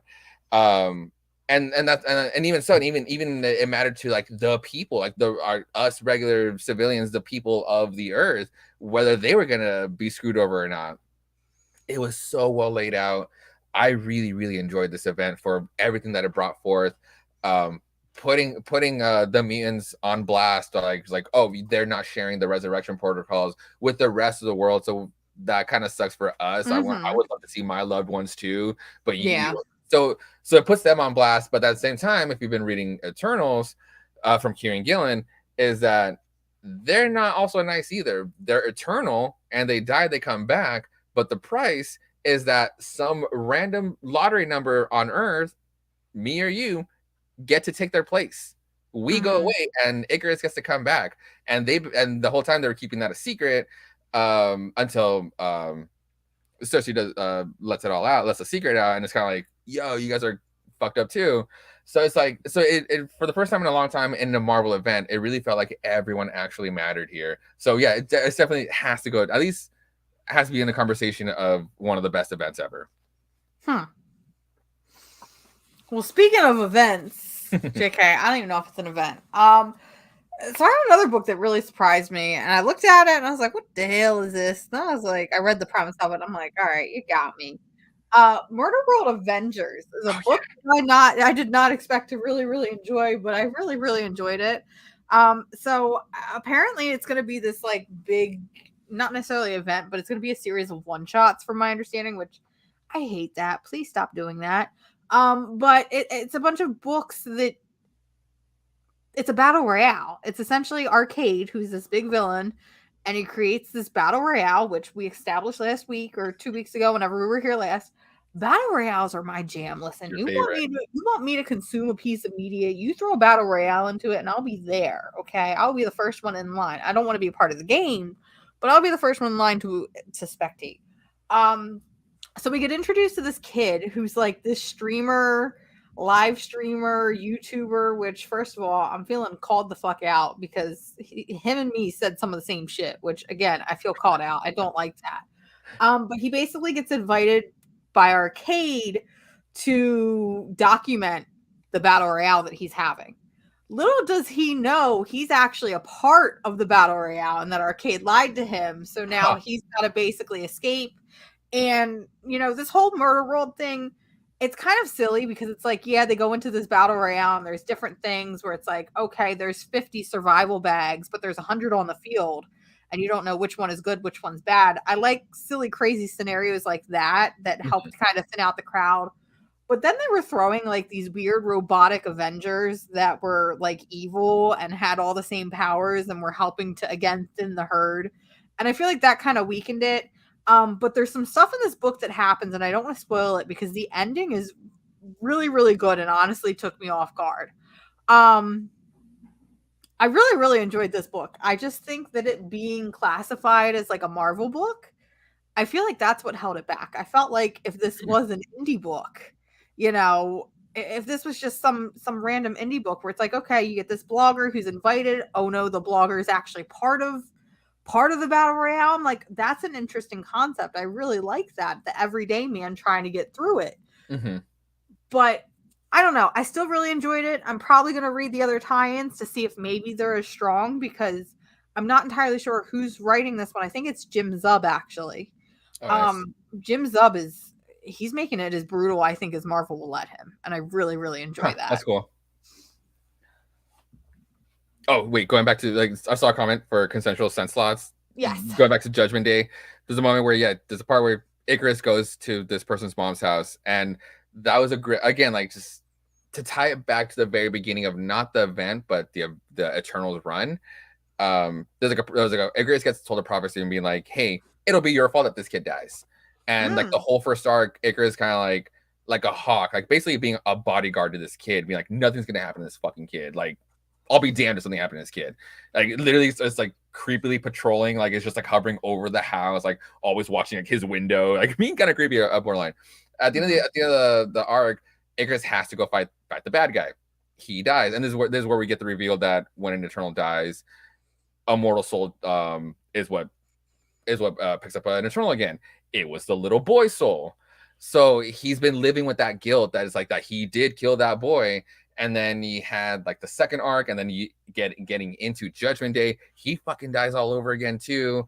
And then you get the whole event, and at the end of it, it's just like, well, since the Eternals are not good, quote unquote, good anymore either, he goes back to like the house, and it's just like there for the mom, and there's like a great, it's just a great fucking moment. That's crazy. I love that. Yeah. Maybe I'll check out Judgment Day because hearing you talk about it, I'm like, oh, that's kind of interesting. But it's also Kieran Gillian, and I'm like, oh. It'll go on for a while. So, that's all I have for Marvel. Oh, Demon Days? That came out this week, and I missed it. Yeah. I missed it.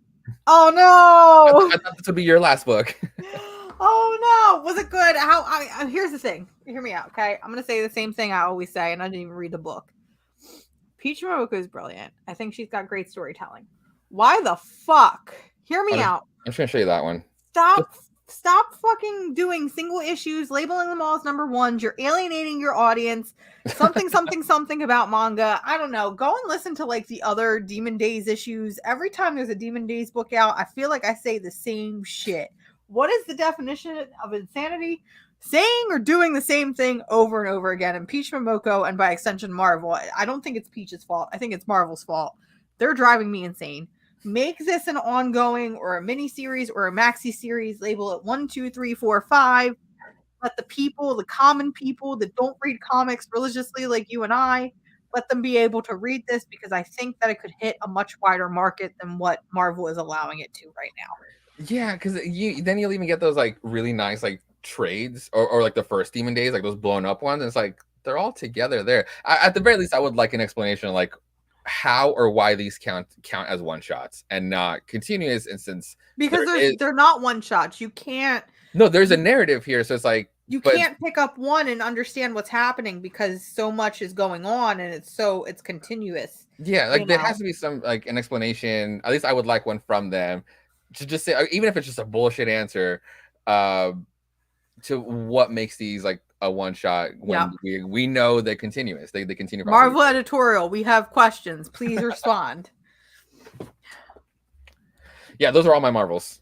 Okay, that's all our Marvel. So that was a lot of Marvel. We got indie to talk about. Yeah, we do. We got a lot of indie to talk about. A lot of indie. There was a lot of really good ones. There was a couple of stinkers. There was one in particular that I want to get very violent about. I really want to hear it. All right, let's talk about the violent one. Okay, let's do it. Let's do it. All right, so a new book came out from Boom Studios from our pal David Booher.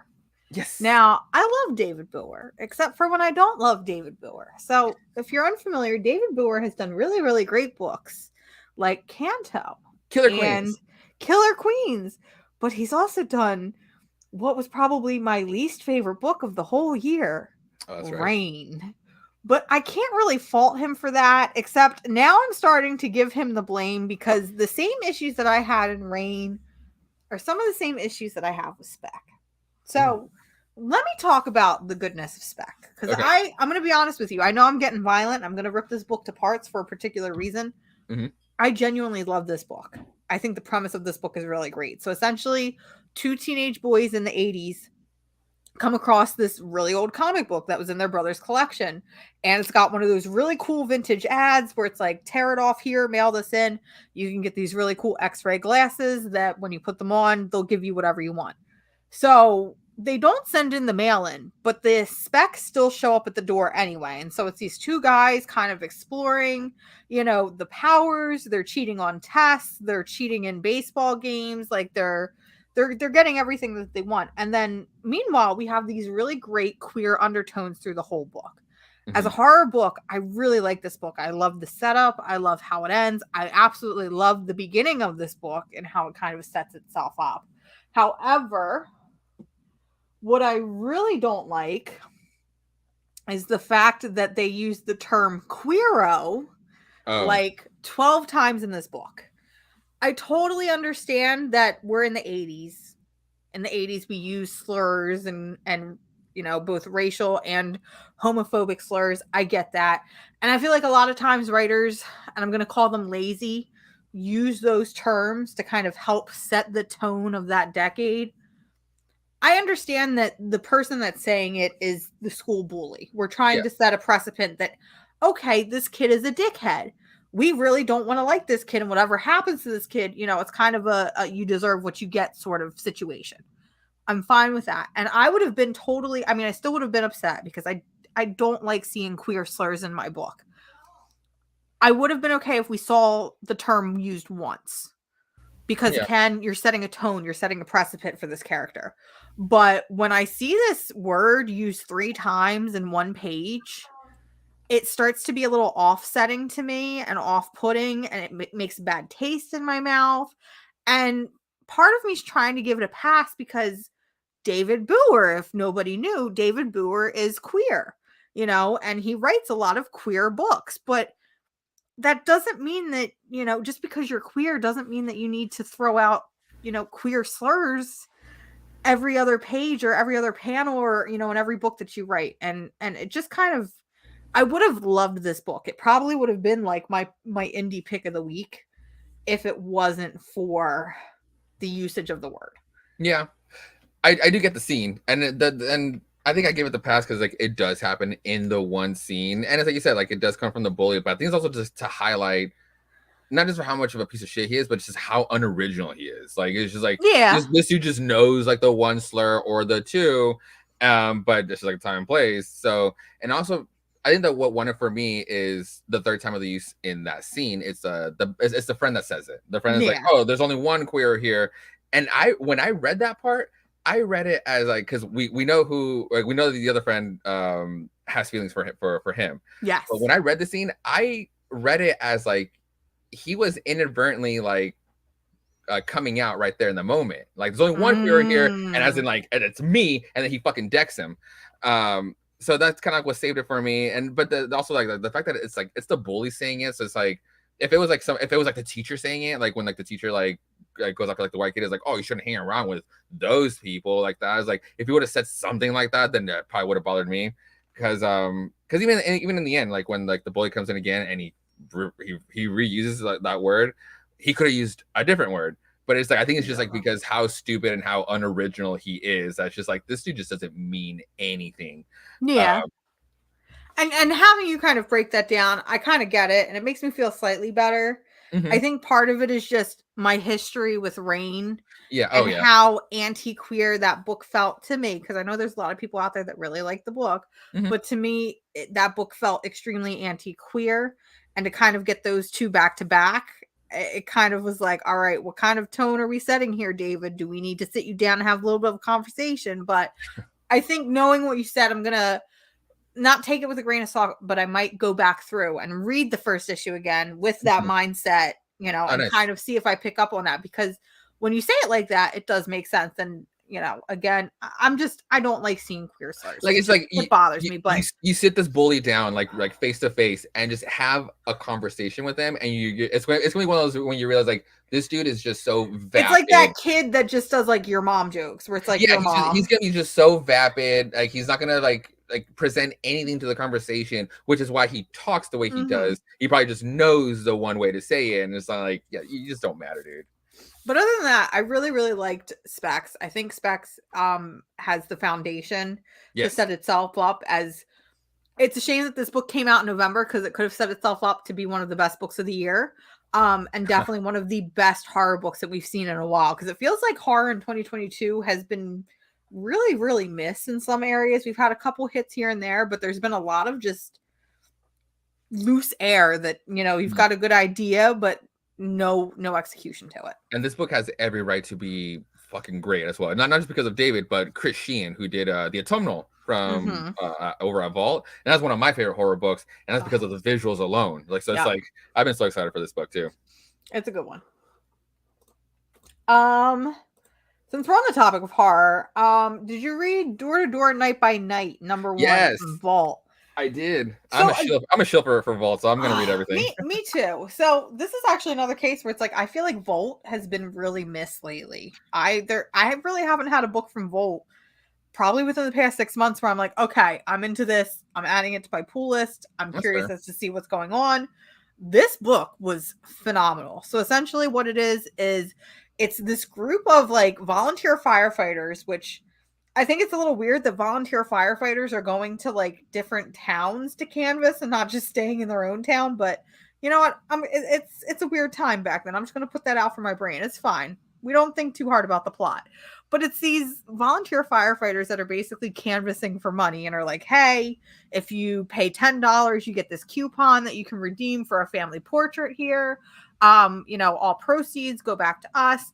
And they pick up this hitchhiker and they basically show her the ropes of how to like canvas and sell to people. And the whole time we like get these like really creepy, subtle vibes. Like we know something is off about the town, the people we're grouping up with, the hitchhiker herself, but there's so much uneasy and unsettling energy that is thrown onto like everything about this book. It's hard to pinpoint what's going on.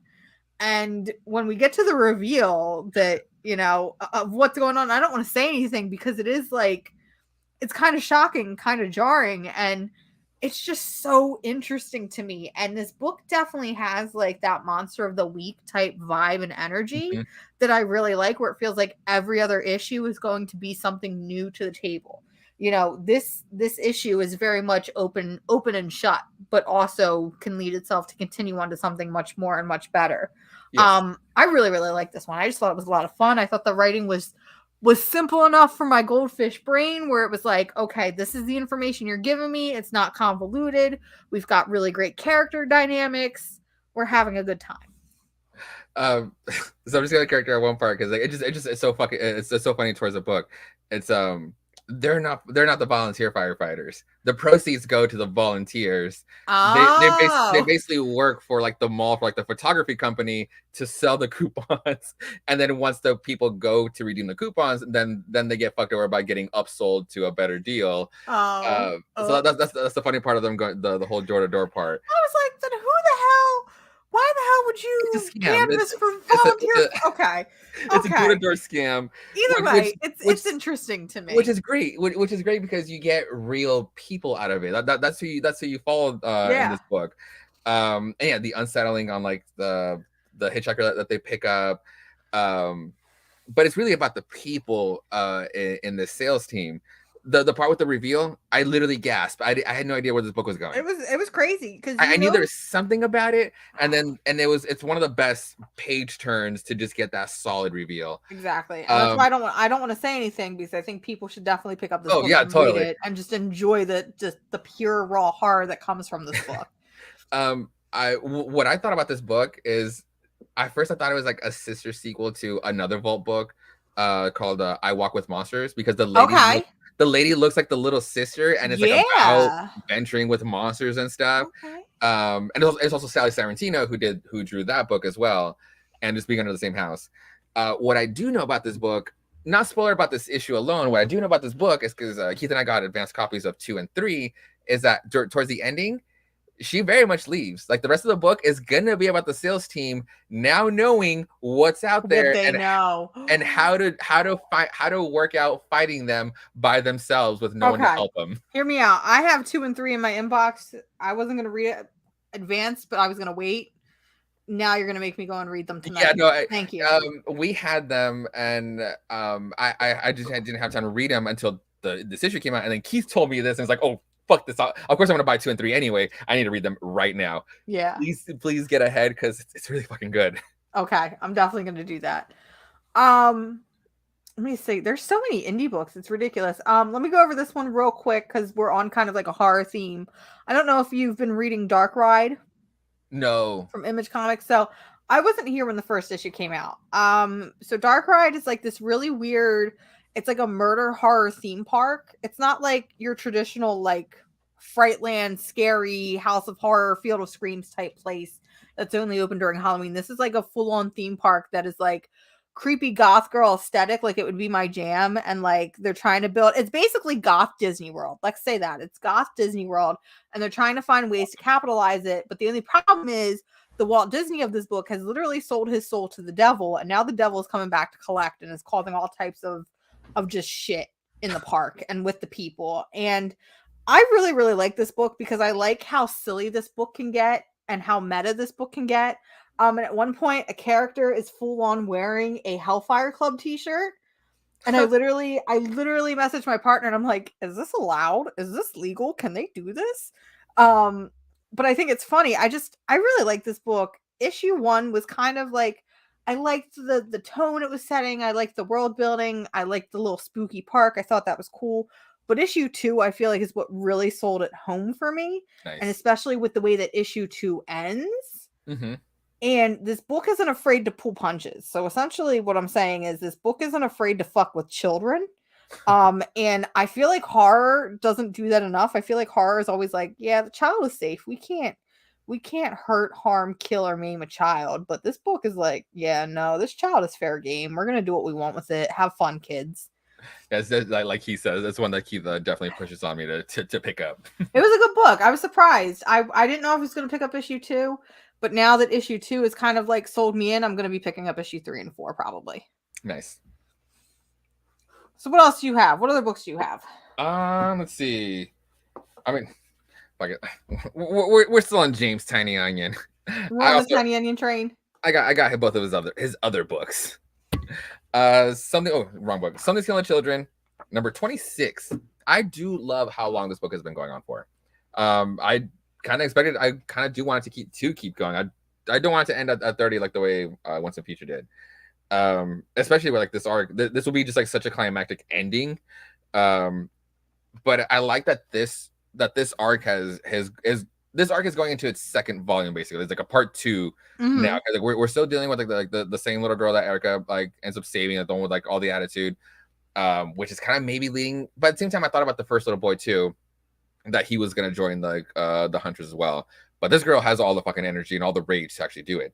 It's a great moment where Erica actually like talks to like not just like her toy, like the stuffed animal is possessed, but the actual demon that's like possessing it. And there's a great conversation that they're having, but it really seems because like in the whole time, what's her name?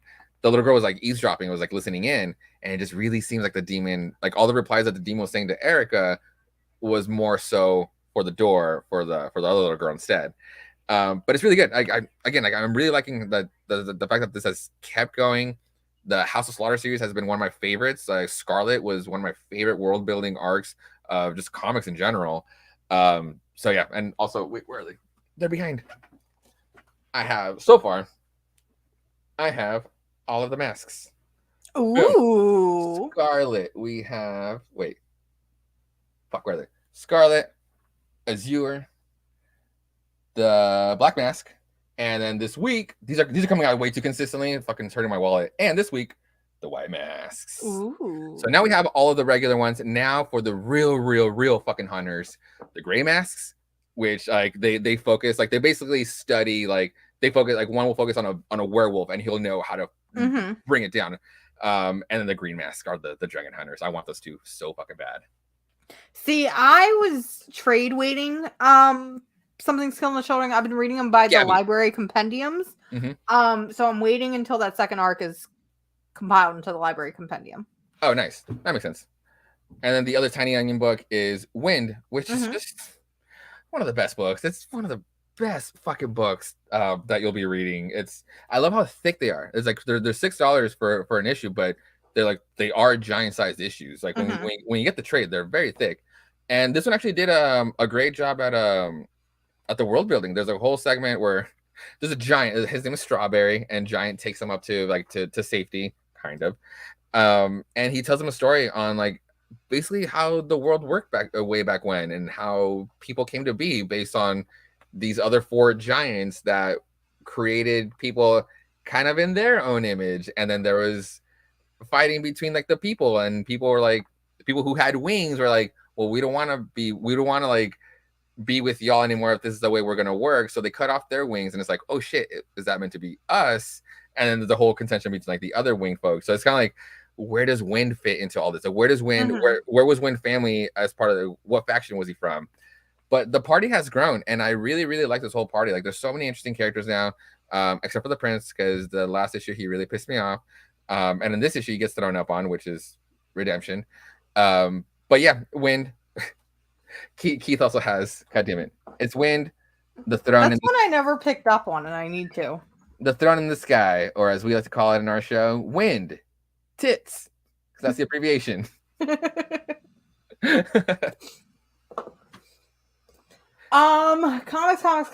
Comics. All right, so I'm gonna run through a couple of these real quick, but kind of not real. One of them I'll run through real quick. One of them I won't run through real quick. Do a Power Bomb number 6. Oh my god! Penultimate issue. I keep wondering how the hell this book can get weirder and crazier, but this book gets weirder and crazier because they're like, "Hey, you want to fight fucking God? Because that's the only way you're gonna get your mom back is if you wrestle God." And I'm like, it's so dope. I'm here for this. I'm here for this. I never thought that a book about wrestling would be a book that I would be interested in, but here we are, and Daniel Warren Johnson can do no wrong. Give that man whatever book he wants at this point. He really can't. Like, this book has just been nothing but intensity, which is how he draws. And then like with the subject in hand, and it makes sense, but it's like you really can't just like not stop looking at it, not stop reading it. It's just so fucking cool. And to have each issue having to have to step up the last one. So how he does it? He manages to do it. How could we get to the end? It's like, oh well, the people who you're rooting for won, or they lost, but then they won because the last team basically killed themselves in their match. So you win by default. Also, I can't bring your mom back. Sorry, I don't have that power. But who does? God. The big gun's upstairs, and he wants to fucking wrestle you. No, it's great. I love it. So I'm gonna be really sad that we only got one more issue for that one. I know, me too. I'm gonna be sad. Minor Threats number 3, another penultimate issue.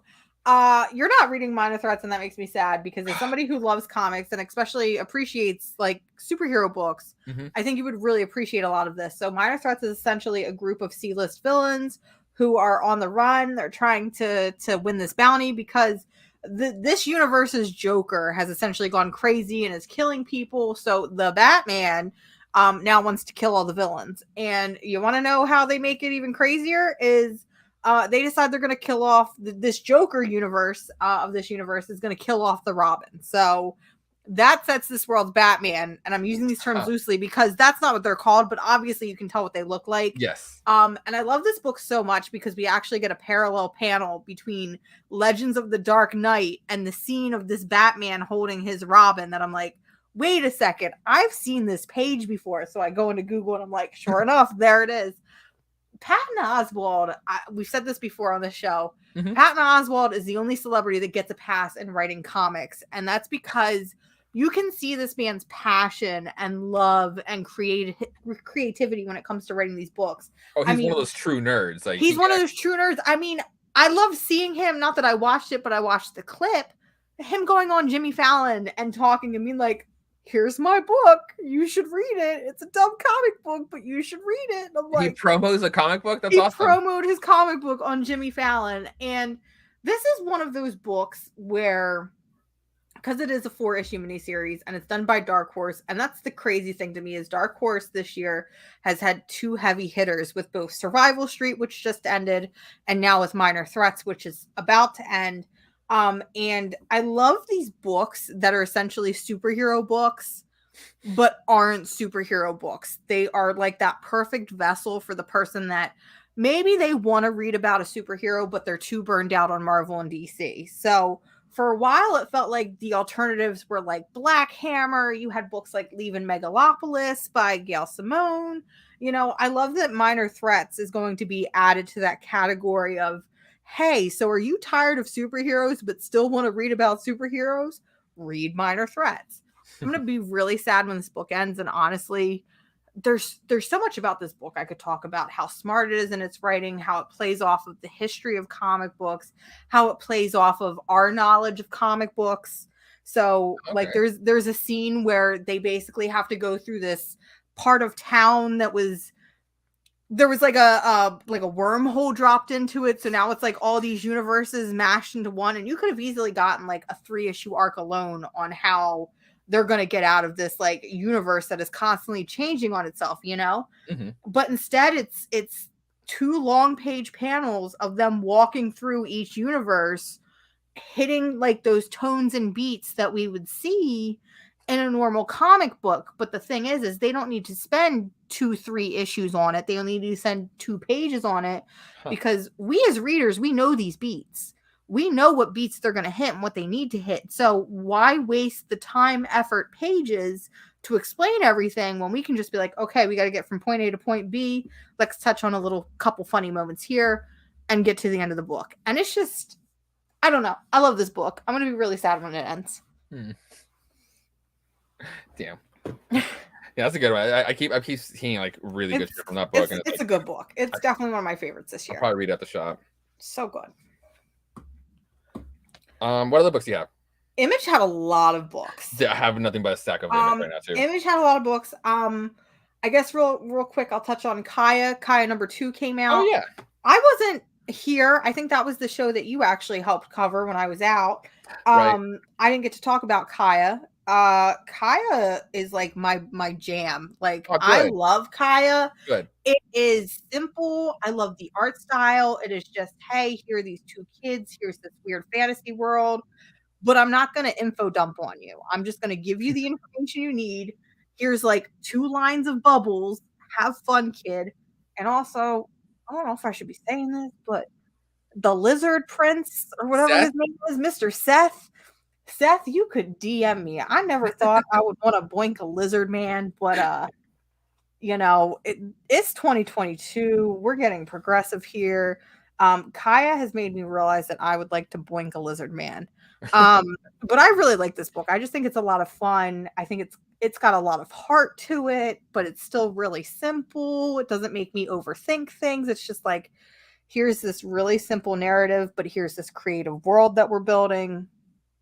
Let's have fun with it. And I could honestly read like 12 issues of this. Yeah, no, I really hope this one also has like some like longevity to it over an Image, because it's all the heart into it. I fell in love with Wes Craig's work through Deadly Class, and where Rick Remender doesn't write with heart, You could literally see the moments that do have heart in them was because of that, was because of Wes Craig's style, was his artwork and how he would deliver certain scenes.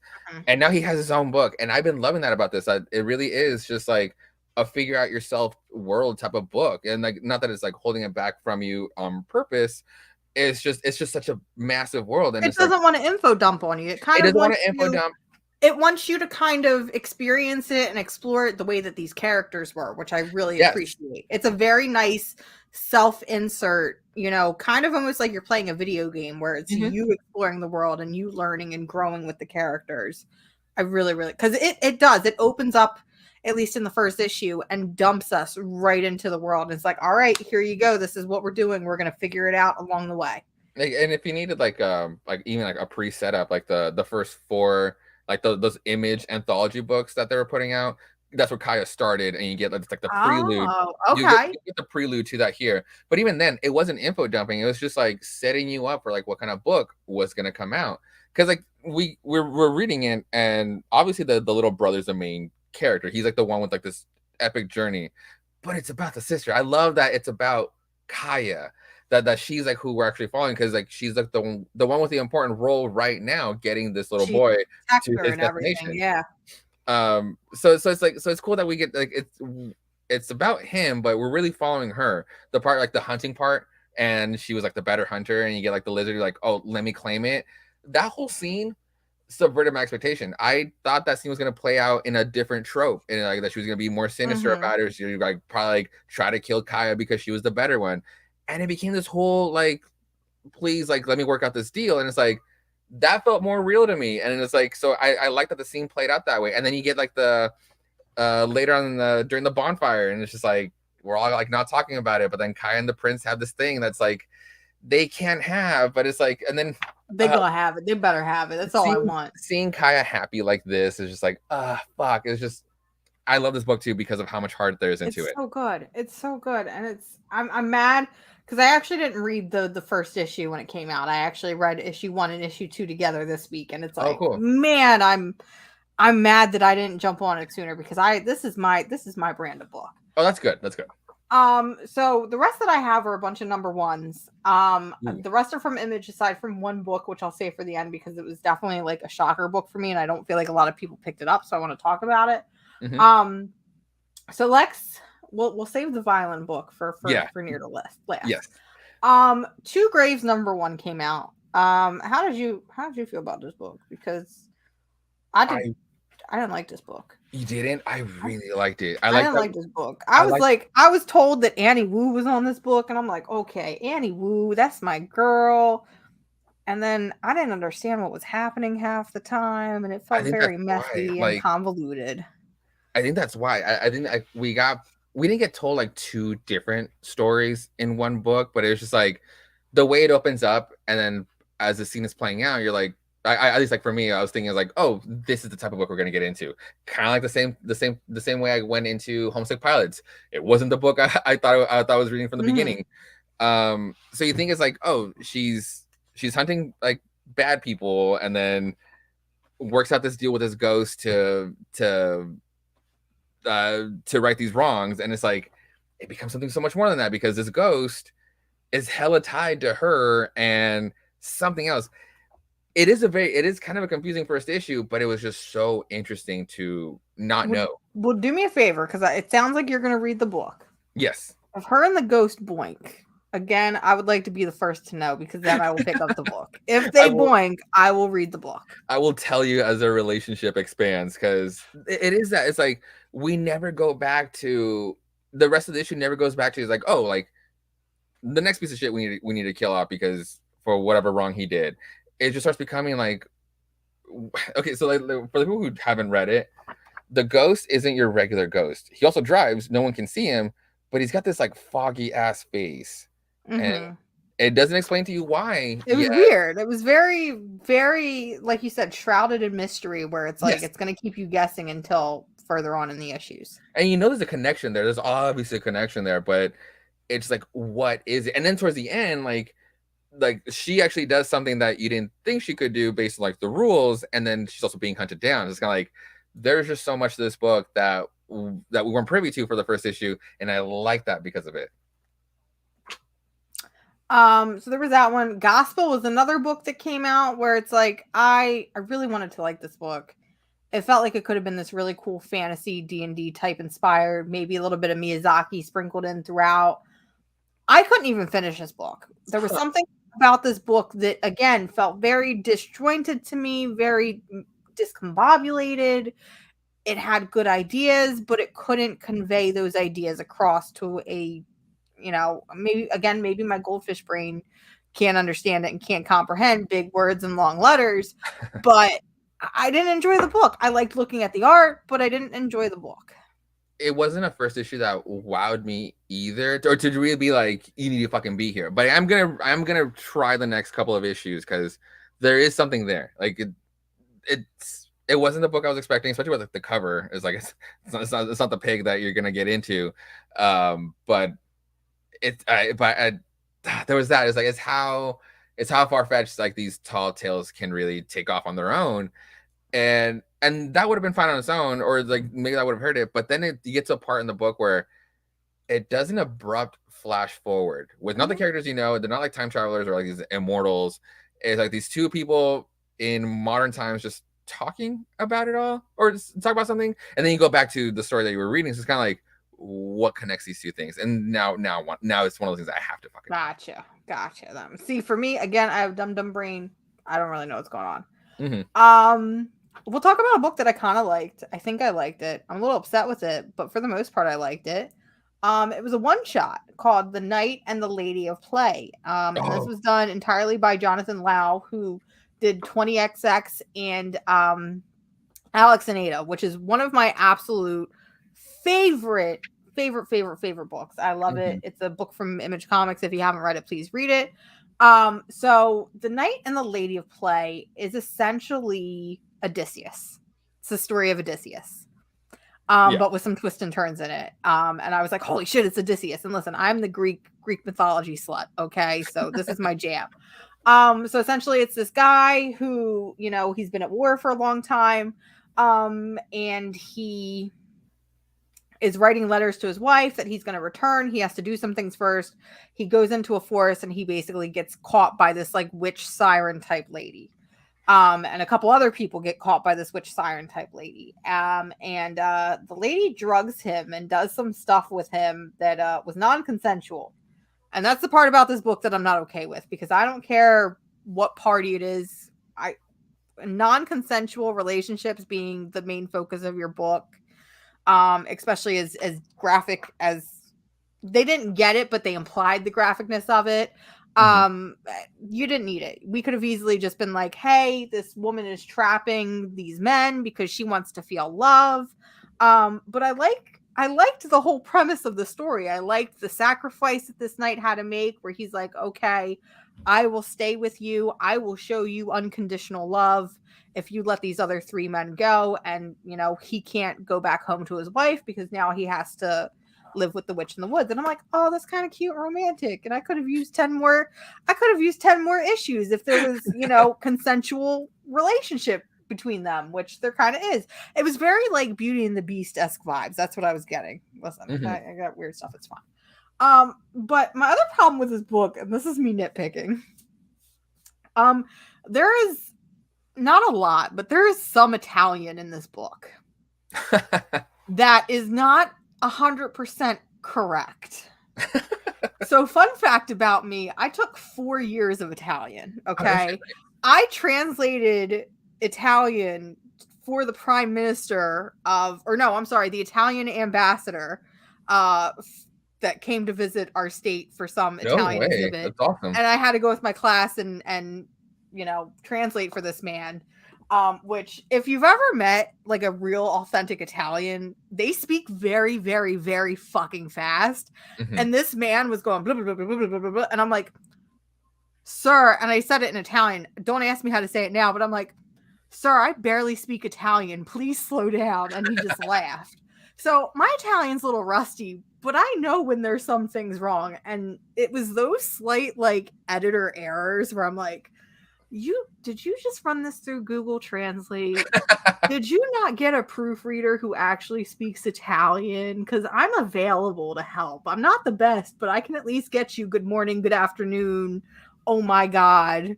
These are just the terms that were in the book, but they were spelled wrong and they were abbreviated wrong. And that's my little gripe with the book, is that the Italian was wrong. I can see that. I for sure, just Spanish. It's very frustrating. If there's any Spanish, I'm gonna fucking study to see if it was right or not. Very frustrating. But I liked this book. It was a cute little one shot. I always think it's kind of weird when like indie publishers do one shots, because I feel like they get lost very easily. It's not like they're compiled anywhere. I feel like it's weird for Image to do one shots like this, because like Aftershock has those like prestige blown up one shots, and those are awesome. I fucking love those one shots.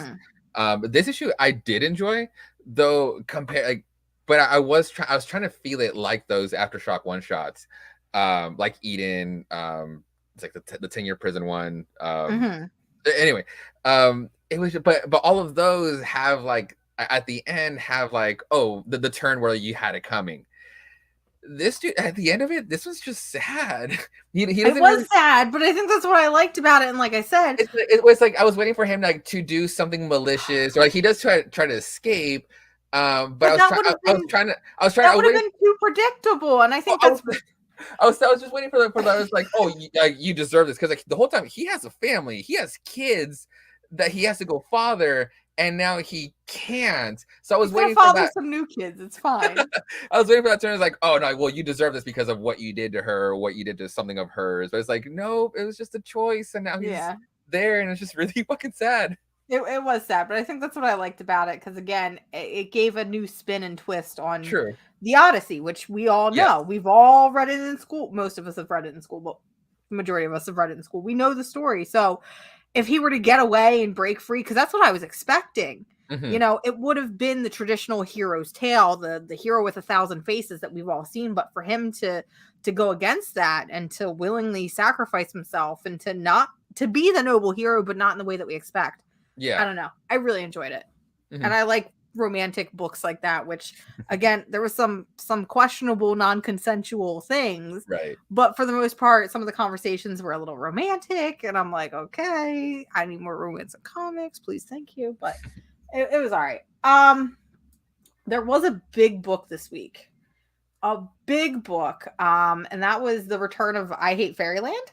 Oh, cool. Which I'm gonna be honest with you, that was like a shocker for me. So I Hate Fairyland was like one of those, it was probably one of the first indie titles that I collected when I first started reading comics. It was one that I really, really loved, and I loved, it just, oh my God, I had all the issues, and I loved Gert, and I loved everything about her.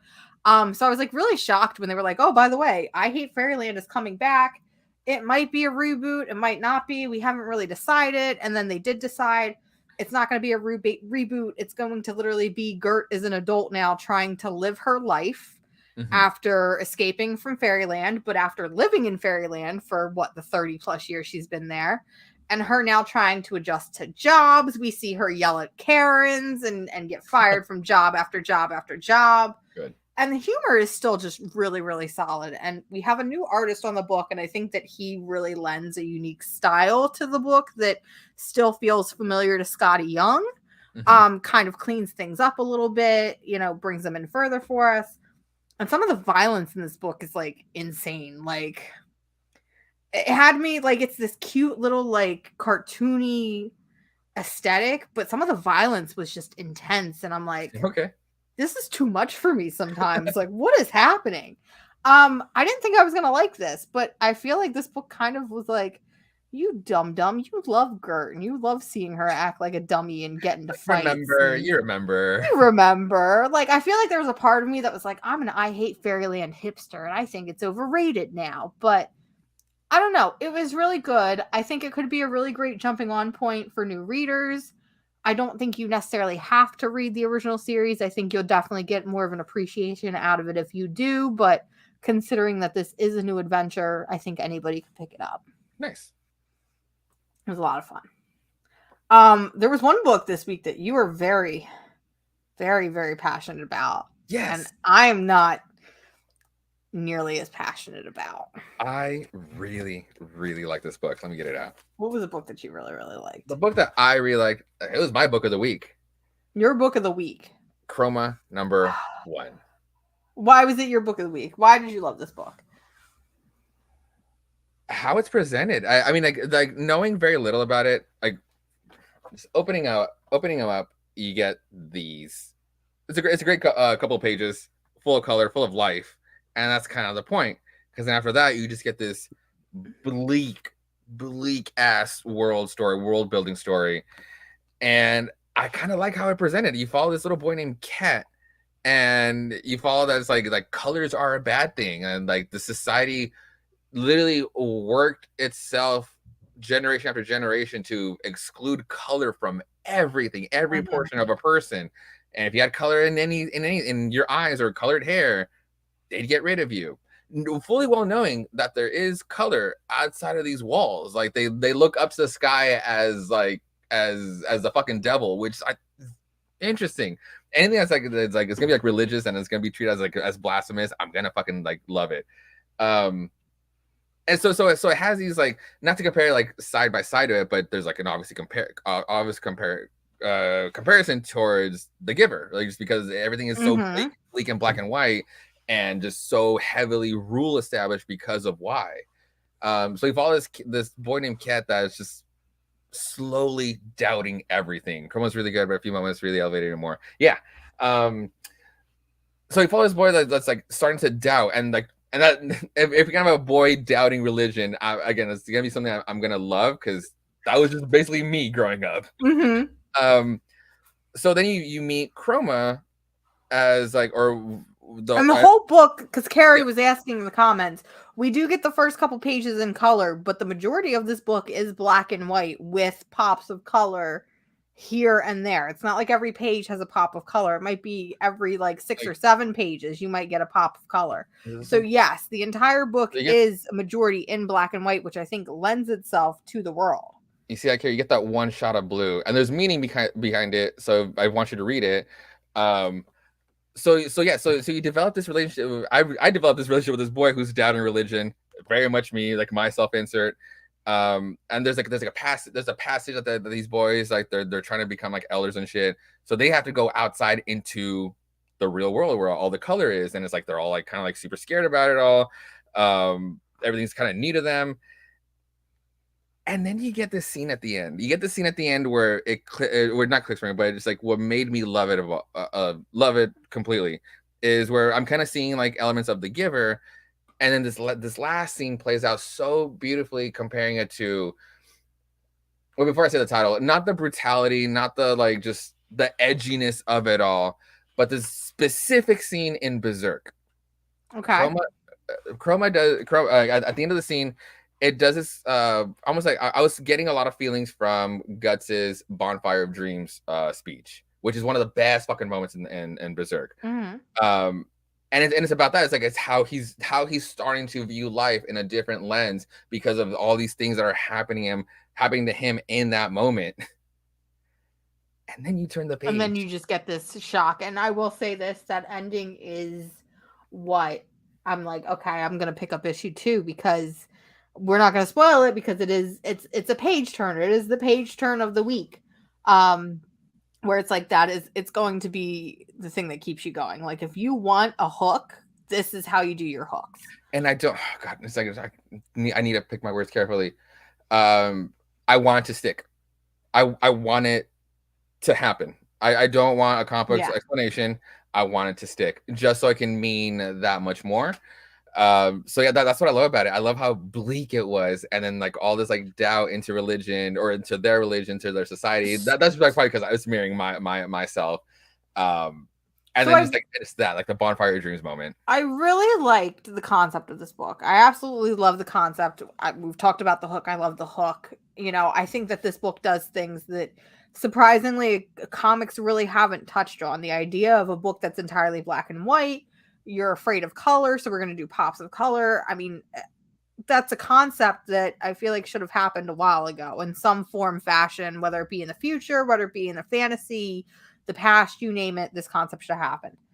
So I love that. My problem is and this is specific to me, I have goblin goopy brain goldfish syndrome where I can't comprehend. And I feel like this book was very dense. There was a lot of words. And I just kind of want it to It is get to the thick. point. It is like 70 pages. It's Like $7.99. compared to an issue, it is It's it does have a spine. So yeah. it's a thick boy. So, like I said, I really enjoyed it. I think this is one of those where I read it like right in the middle of my stack. And so I was already tired and burned out from reading a lot of stuff. And I was really, I was really excited to read this book because all week you had been praising Chroma. And you were like, this is the book of the week. And I'm like, all right, this is going to be my book of the week. And then I was like, oh, Sway, why have you betrayed me? No. But you didn't. So when I say that I didn't like the book, it's not that I didn't like the book. It's that I have goopy goblin brain. And I can't. This is like an Al Ewing type book where it's just a lot with you. Yes. And you just have to comprehend it. But that's not a bad thing. So I think that you should definitely check out Chroma. It is one of those books where it's like you have to read it to like believe it, sort of thing. It was pretty good. Yeah, no, it's I and it was one of those where I guess I liked it even more because this was the first book I read this week. So this could have like it could have made every other book like complete dog shit by comparison, but it left me like despite the ending, it left me in such a good feeling of how much I enjoyed it that I was just like enjoying all the other books like so well. But yeah, Chrome was definitely one to look out for. Yeah. So I have two more books because we're getting ready to hit the 2.5 hour mark, which is insane to me that we've been doing this. So the first book I'll talk about, or our second to last book, it's called Voyages. Okay. It's a book from Image Comics. It's a book. That's all I can't even tell you. It was so boring, so bland. It was just your average space adventure. Where's our place in the universe? Resources are slim. We need more resources. I can't even tell you what happened in this book. I'm going to be honest with you. I keep my books on a spreadsheet so I can keep track of everything and everything I've read. And as I'm reading them, I tally them off. And this book is like listed on my spreadsheet. And I looked at it and I'm like, did I read this book? I did read this book and it took me a second. So it was a book. It was average. I guess if you like space adventures, but also not because I love space adventures. It gave me like Predator vibes from Marvel, but like read Predator because it's just way better. That's my pitch. Nice. Oops. So I have one last book. Are there any other books you want to talk about? Yeah, I'll talk about one last book before we run into it. Yeah, one last book I want to talk about for sure is A Return from Vault, which is so weird on like what books are returning from Vault since like they're just so sporadic. But West of Sundown. Okay. I really like this for the first arc on this one. It's a vampire who made it happen for herself on the East Coast. And she has like her familiar out of nowhere. I think her house gets burnt. Basically, she loses her house or something where basically she doesn't have her soil anymore. So the journey is like she needs to go back to her homeland and reclaim her soil. Which is, and at the time is turning into the Wild West. So you get this Wild West story with all sorts of fucking monsters. It's like vampires, Frankenstein, like Frankenstein approaches the table. Mm-hmm. It's a really cool, just like not even a monster of the week. It's just like this little collaboration of monsters that are going. It's like a League of Extraordinary Gentlemen, basically. And it's actually really good because like the Wild West is just uncharted territory on like fucking stories that you could tell. Adding monsters and like then just like the unlimited value that comes to just like exploring monsters and then out there, it's just so intriguing. And towards the end, and then so coming back to the second arc now, it opens up with them fighting off basically La Llorona, which I was already gonna love, and like they refer to her as she's basically categorized as a banshee, which makes sense. But the main villain, or just we'll see how he plays out, at least he was alluded to at the end of the first arc, is that we're getting, again, you can explore whatever horror elements you want because it's all made up. Fucking Dr. Moreau is joining this book, and I'm all about it. You can do so much with like hybrid animals, and now in the Wild West. If you're not reading West of Sundown, I highly recommend it. Okay, so I had picked up that first issue. I kind of appreciate it, but I didn't appreciate it as much. I think this is definitely one of those books, though, I need to read and trade Yeah. because the way you describe it and then me putting it together, I'm like, oh my god, this is League of Extraordinary Gentlemen, but in the Wild West. Yes. Okay, so I'm gonna need to read this book, so I will check that down. Cool. So the only book I have, and I don't know if you read this. This book really slipped under the radar, and I'm really glad that I read it because it was one of my favorites this week. Hmm. And that is Traveling to Mars from a considering Blaze it. comic. Mhm. This one's written by Mark Russell as well, who we touched on earlier, did that really Yeah. great Blade book, did Not All Robots, and again, he does these books that like really make you think. So Traveling to Mars is essentially this like corporation.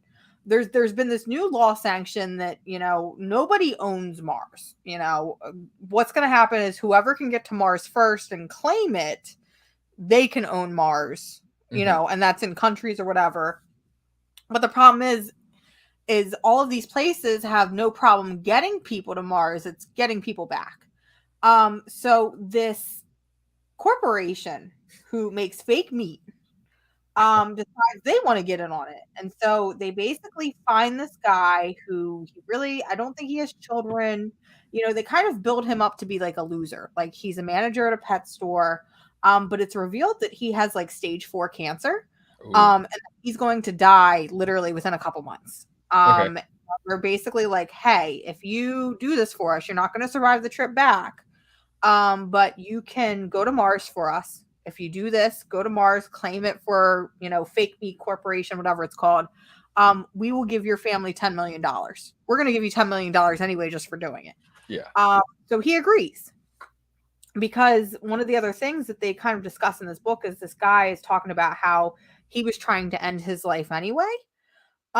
So it's kind of like, he's like, you know, I was trying to end my life anyway. So if I can get $10 million out of ending my own life, you know, and give it to my family, why not? And it's just really interesting because we get these conversations with him. You know, he talks about, you know, the whole ending of his life, how his life has never really built up to anything.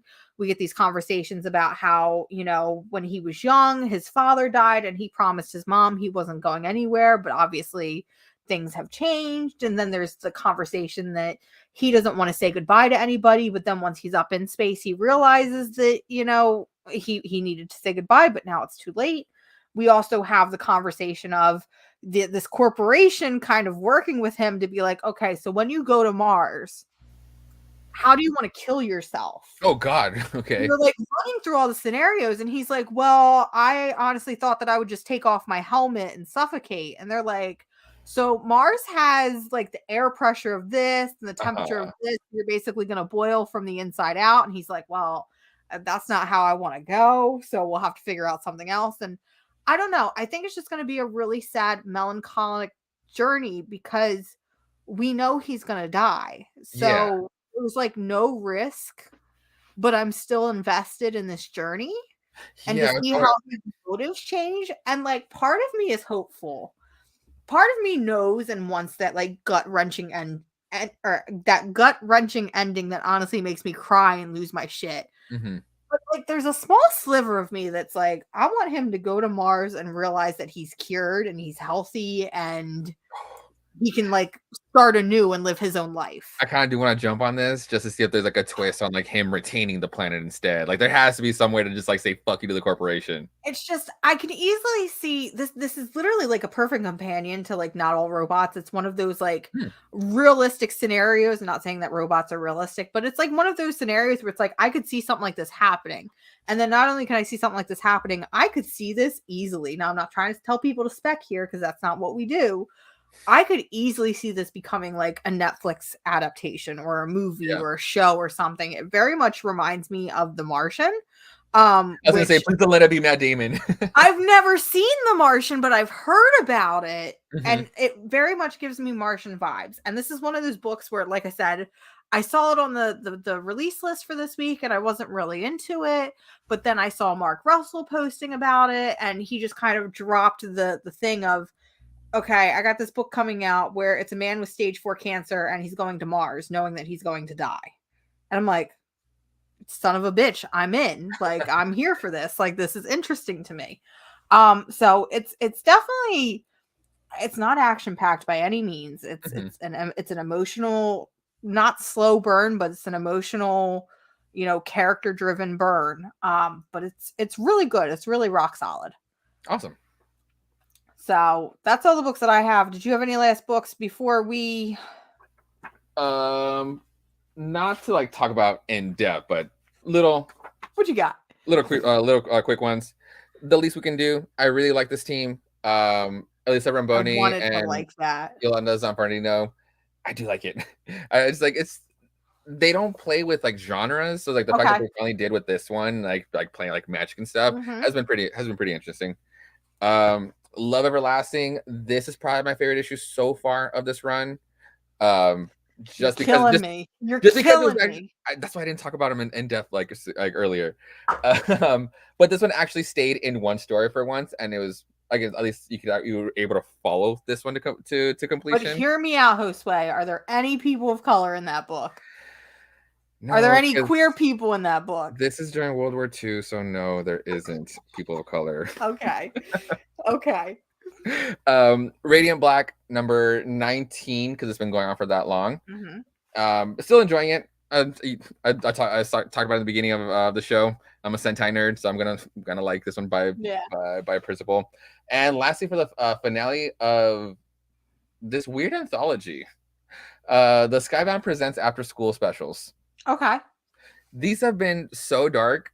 Like each issue is their own. It's an anthology session, but these have been so dark. And like to cap it off with this one, on this basically it's a teacher that feels like his life is going nowhere.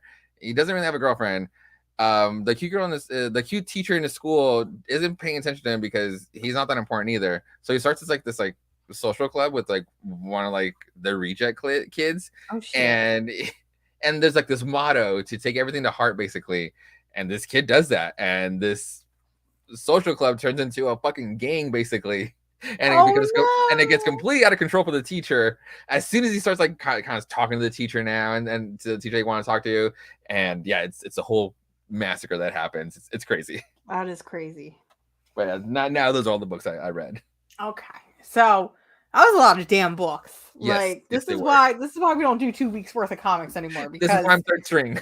Oh my god, that was insane. But there was a lot of really great books. There were some great ones. There was a couple stinkers, but I'm really excited, to dive in to next week, because next week is it's kind of a big week for us. Next week is the 2-year anniversary of Casual League Comics, which congratulations is fucking insane that me and Jennifer literally started this as a just, hey, we're just gonna sit on a couch and talk about Batwoman. Cool. So we're gonna sit down and we're just gonna talk about the books we read, and then like people started like legitimately following us and talking to us, and it's been insane.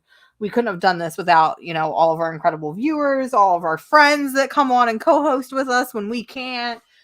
You guys have been great in helping to make the show. So we're hoping to give back. We're going to do some fun things next week. We're probably going to do giveaways like we did last year. It's just going to be a fun, rowdy, reminiscent time. Maybe I'll read Hoxpox on stream. Haha, no, I won't. Maybe it's the anniversary. You never know what the anniversary. I'll go back and find like the most dense, most convoluted, complicated page and just make you try to understand that one page. Oh no, thank you. Who knows? Maybe somebody could win.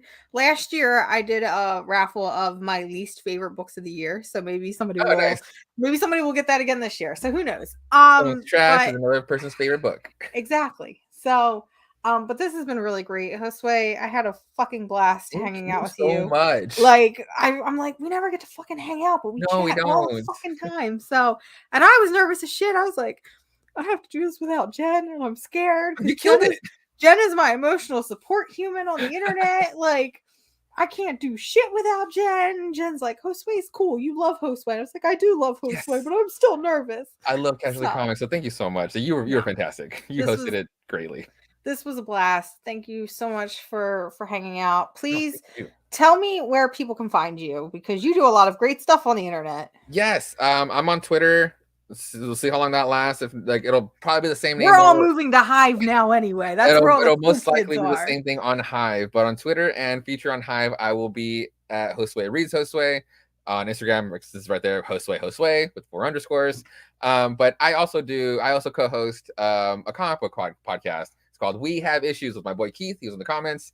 And we talk about most, if not what sounds like all new comics from New Comic Book Day. You guys read so many comics. Like I come on here and I'm like, we have a lot of comics. And then I go on to listen to We Have Issues and I'm like, okay, I feel better about myself now. Keith reads just as much as I do. It's like we have like the same books, but then our own solo books.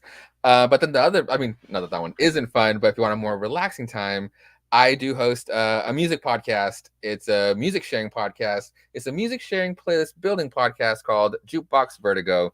And every episode is a different theme. We get together and we bring songs to the table based on that theme.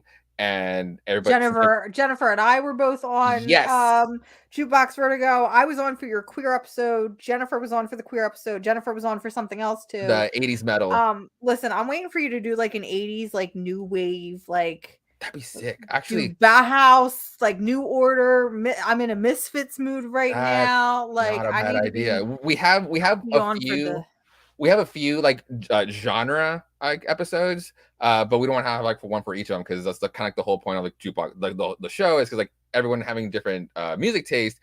It's kind of crazy the list that we kind of come up at the end with based on everybody's music taste on just the one topic alone. Listen, you want a crazy music taste? Listen, put me on that show. You're gonna have Maggie the Stallion on there. Mm-hmm. You're gonna have Bauhaus on there. You're gonna have Harry Belafonte on that playlist. Listen, you want to talk about the craziest playlist?